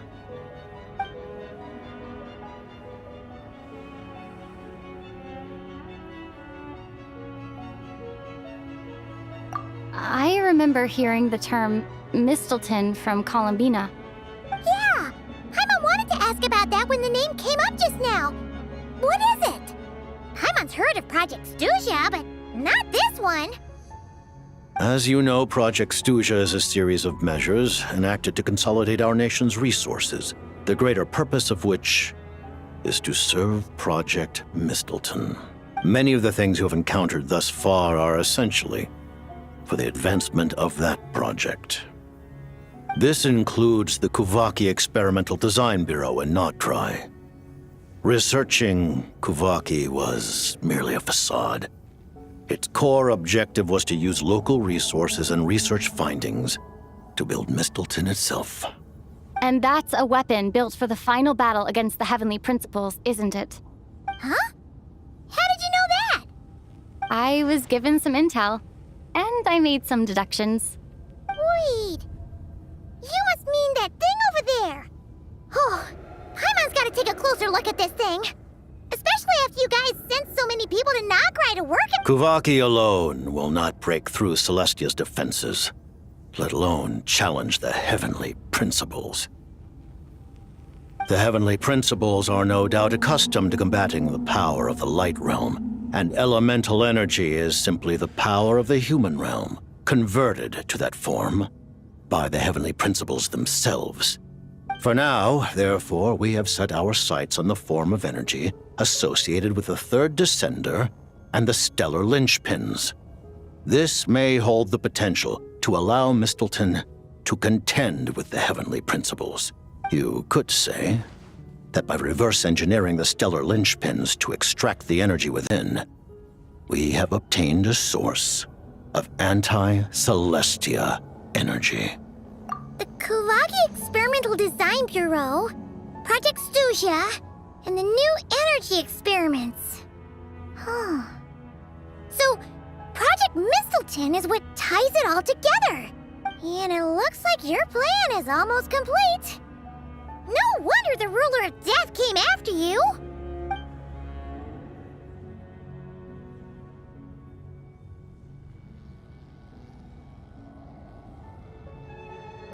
Her Majesty the Tsaritsa has embarked upon an expedition to vanquish a monster. Were it not for this, I imagine she would have been delighted to grant you an audience. Seems like the powers that be in Snezhnaya don't intend to hold my past conflicts with the Fatui against me. The Harbingers have been granted significant autonomy in retrieving the Gnosis. But by the same token, they do not completely represent Snezhnaya's official stance. You read my mind. Speaking of the Gnosis, Paimon's been dying to ask this question since forever. Why exactly does the Tsaritsa want to collect them? The Gnosis will undoubtedly serve as a key bargaining chip when she confronts the heavenly principles. Beyond that, you had best ask the Tsaritsa herself. What do you mean? Not sure. Don't you make the rules? You're the highest-ranking Harbinger! Taking on the heavenly principles is something most people wouldn't even entertain in their wildest fantasies. Why is the Tsaritsa so fixated on this? In Tevat today, civilization is nothing but an illusion. Our civilization may very well be destroyed in the struggle, but as things stand, the heavenly principles could choose to negate our existence on a passing whim. And we must not sit back and accept that fate. Only by changing the state of affairs, only by overthrowing the heavenly principles, can our civilization truly be said to have taken root. Otherwise, the fate of the people of Conria and Hyperborea is a cycle doomed to repeat itself.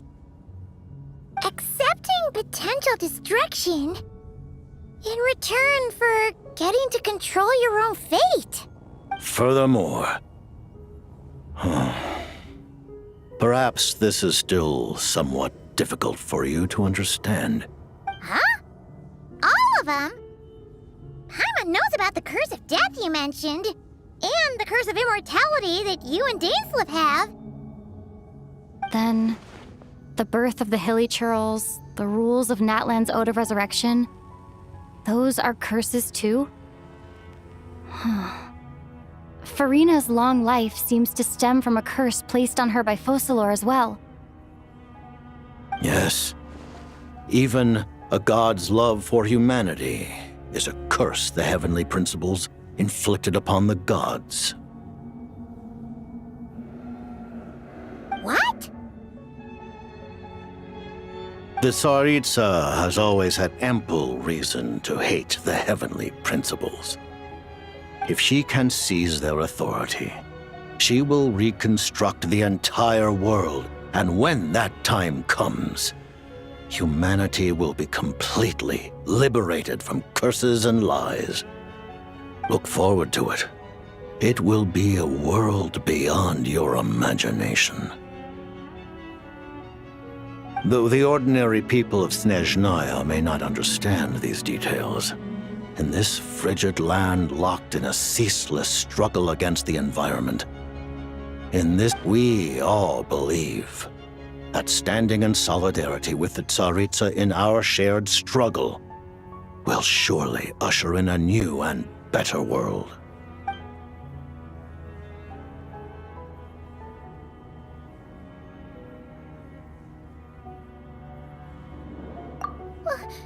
Paimon really doesn't remember! He's basically a stranger! You've gotta believe Paimon!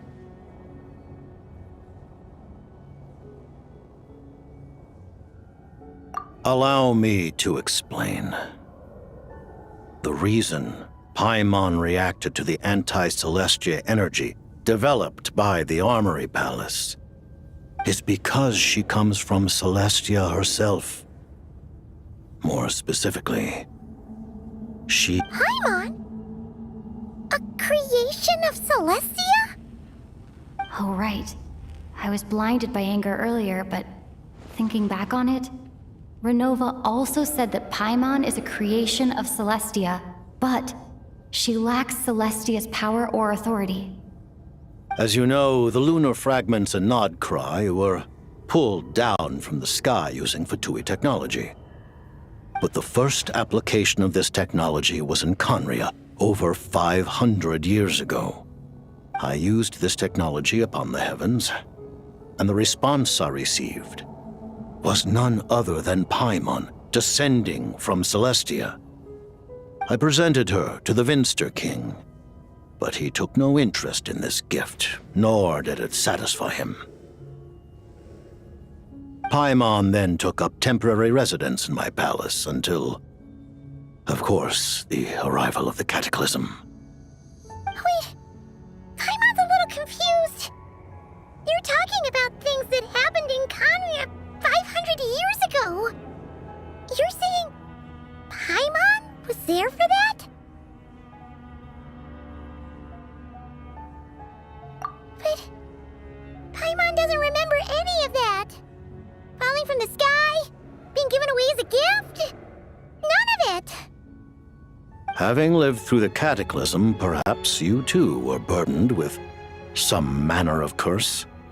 Although, losing your memories would indeed be the smallest price I've ever seen paid.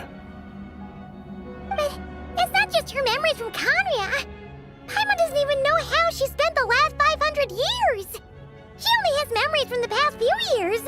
No matter how hard she tries to remember.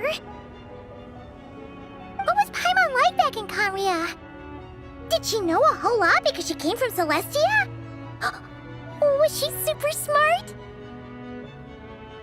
Unfortunately, when you arrived in Conria, your consciousness was like that of a newborn infant. None could say what kind of being you once were in Celestia. During the time you lived in Conria, your personality was no different from how it is now.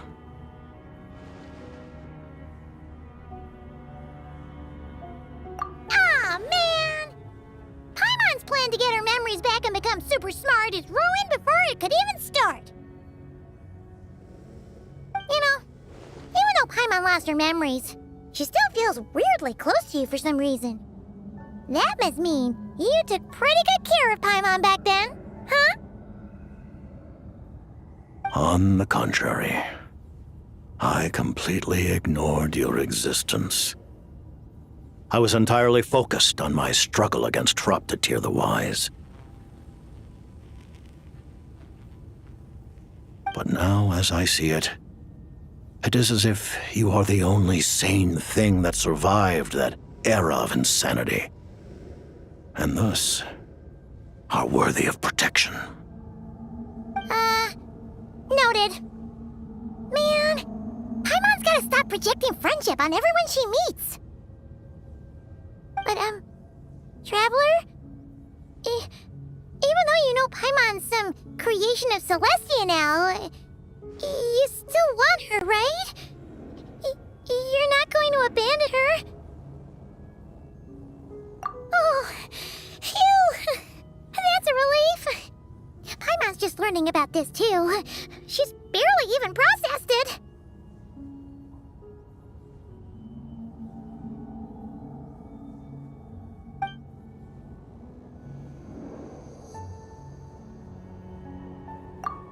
Thank you for telling me so much. I'm a bit surprised, honestly. I didn't expect you to be quite so transparent with me. Given the circumstances, the Fatui need not hide anything from our allies. Allies? To advance Project Mistleton, we must first resolve our issue with the ruler of death. And That's right. Ever since she said she intends to reclaim Paimon when we next meet, I figured reconciliation was out of the question.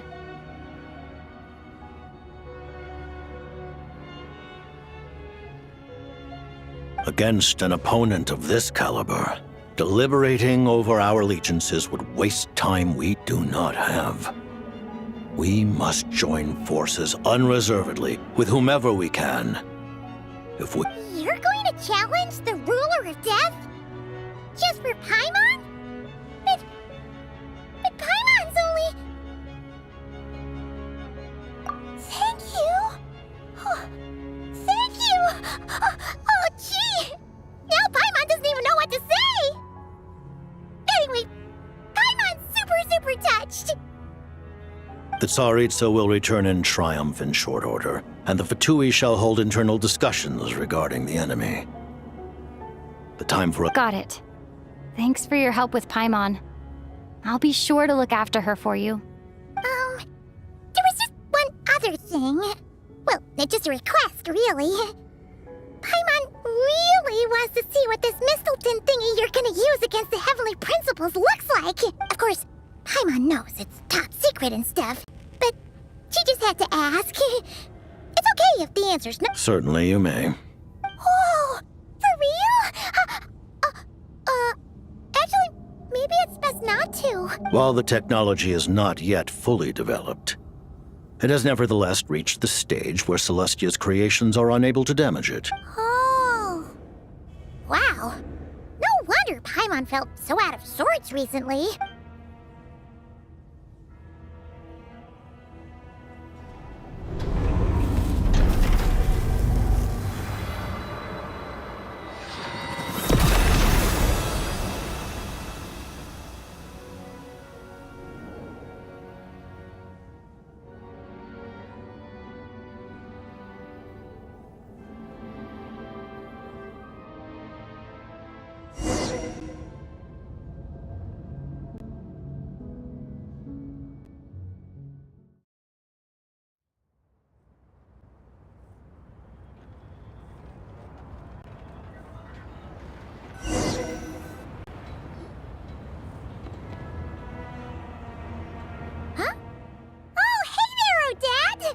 Paimon?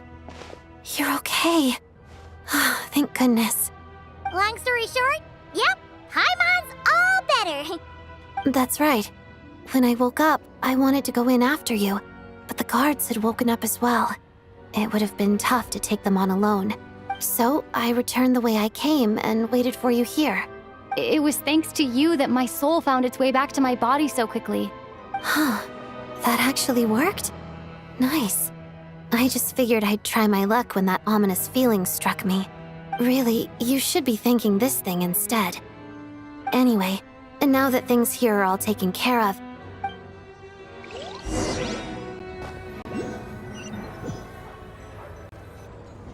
Ah, Director Chuganov, you're back. We just received notice that Project Stuja has been suspended, so we've convened an emergency meeting. This is the preliminary plan. In addition to expanding production capacity, we've also discussed feasible layoff plans to optimize revenue and expenditure. Our calculations indicate that the factory's profits will increase by at least 30%. Just give... That won't be necessary. Leave the energy for those who need it. Whether they use it just to get by, start preparing to halt production and lay off the staff. Make sure the workers are able to land on their feet and that... am I hearing you right? Why? I just... suddenly don't want to do this anymore. Iskra, it's time to rest. Dear esteemed members of the Rokot, given the effects of Lelik's radical actions upon our organization's reputation and social stability, considering that Lelik did what they did for the benefit of the people, the Rokot has nevertheless negotiated with the authorities. Lelik will be suspended for a period of time, depending on their future performance, the purpose of this notice is to remind everyone once again that motives and methods are equally important when even with Project Stooge's suspension and our interim operational victory, we must guard against complacency and rashness and work to... We act only for the greater glory and solidarity of our nation. We act only for the greater glory and solidarity of our nation. Looks like it's finally over. You mean for us? Just thinking out loud. I've never seen the Snezhna Grad Vecha so...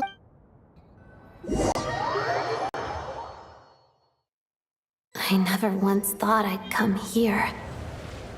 But I understand everything now, Rosaline.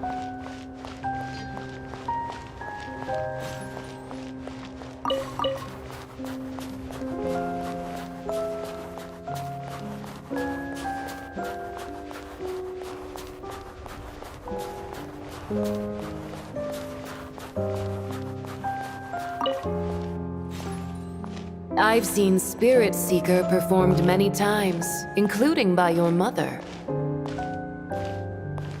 Why do you bring that up all of a sudden? Even though the choreography is always identical, every dancer finds a way to make it her own.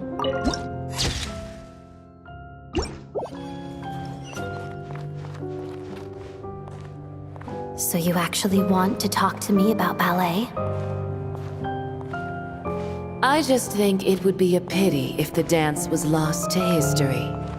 She didn't teach it to you, did she? That was an unusually subtle taunt for you.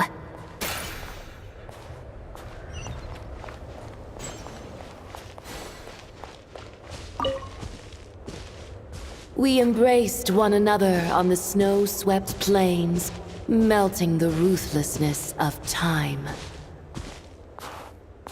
But when our bodies, in pieces, are cast to the winds, what of our love will remain behind?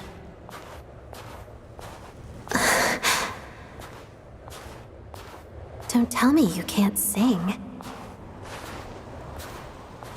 Shush.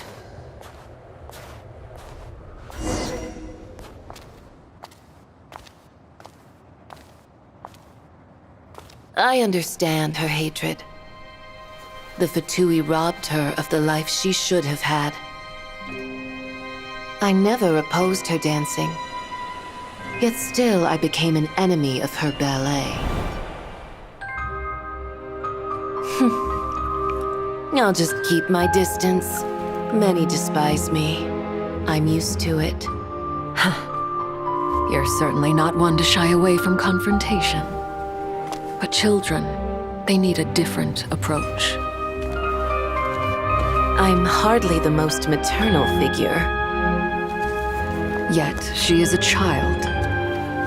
In my experience, while a father commands authority, he must still yield to love. You should tell her what you think about her dancing.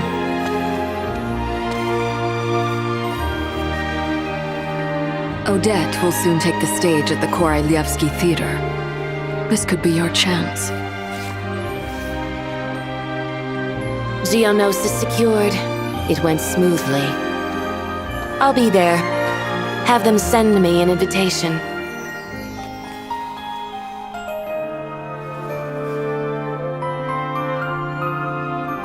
Sadly, things didn't work out. Her final words are inside that block of ice. This? Aren't these for monitoring her subordinates? Not yours. This one isn't her witch's flame, but my two worlds' flames. The two worlds' flames can burn away memories. It was my parting gift to Rosaline.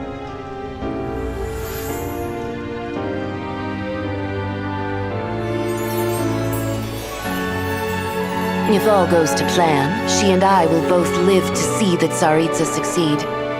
I believe she'll find peace. But if anything happens to me, she needn't follow in my footsteps. The cryo energy will fade away in time. Then the two worlds' flames will burn away all memories of the Fatui. She'll be free to dance. She deserves this. I will handle the aftermath. The choice is yours, child.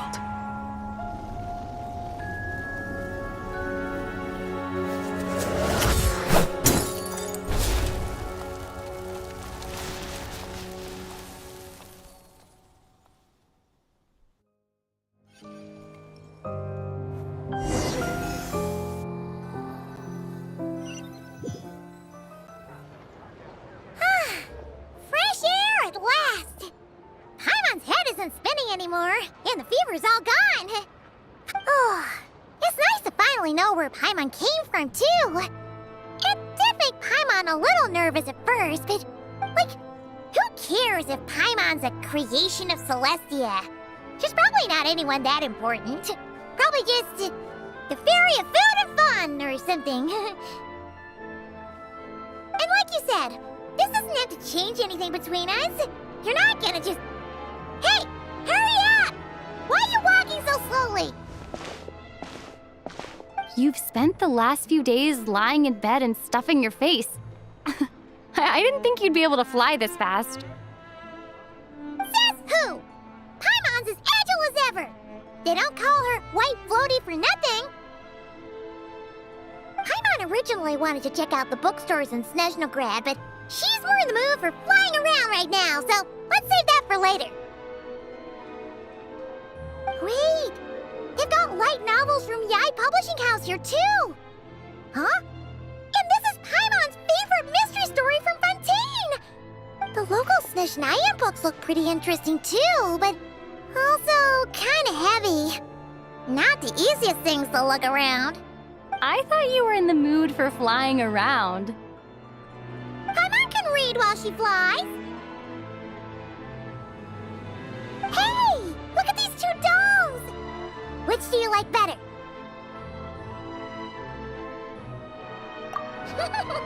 Alright! Boss, we'll take both! Oh, I thought we were only getting one. All right, fine, I'll pick... There you are. Thanks for visiting. Paimon will grab this and then... Huh? Huh? Huh?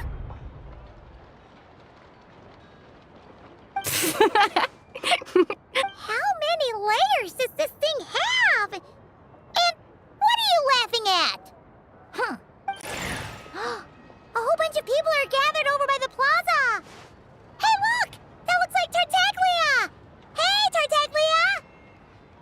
I know that voice. Of course. If it isn't Paimon and my old comrade. Yeah! The jester knew I was wrong and fixed Paimon right up! Thanks for sending someone to keep Paimon safe, too. Oh, yeah. About that. That was... kind of embarrassing. Oh, right. Let me introduce you. This is my little sister, Tonya. Hello, Tonya! Hello, hello! Firstly, I'm really sorry about my brother. Hey now, why'd you have to start with that? Not that it isn't true, of course. So she's the real Tonya. She said you two didn't manage to meet up at the theater. She waited ages for me, and when I didn't show, she got a little worried and went outside. I know, right? He didn't bother to say a word to me. I searched up and down the city for him, and he only told me about it when I finally caught him at the gates of Glupov. I've been rushed off my feet lately, so I didn't get the chance to go home. I just figured the Traveler would fill you in when she got there. Well, the snow was bad, and you're never late, so I was really worried about you. How was I supposed to know that you'd stood me up? I'm sorry, Tonya. I really am. I'll make it up to you somehow. Just... please don't tell Mom and Dad. Although the mix-up led to a series of misunderstandings, it's probably for the best that the real Tonya didn't get caught up in that mess. Besides, it's obvious that Tartaglia isn't usually one to break a promise. He only gave his ticket to me because he had to look into Lelek. No, it's fine. It just meant I didn't get to see the show in the end. By the way, what did you think? You were one of the first people to see it, you know? I would say... the best is yet to come. Huh? What kind of review is that? Hey!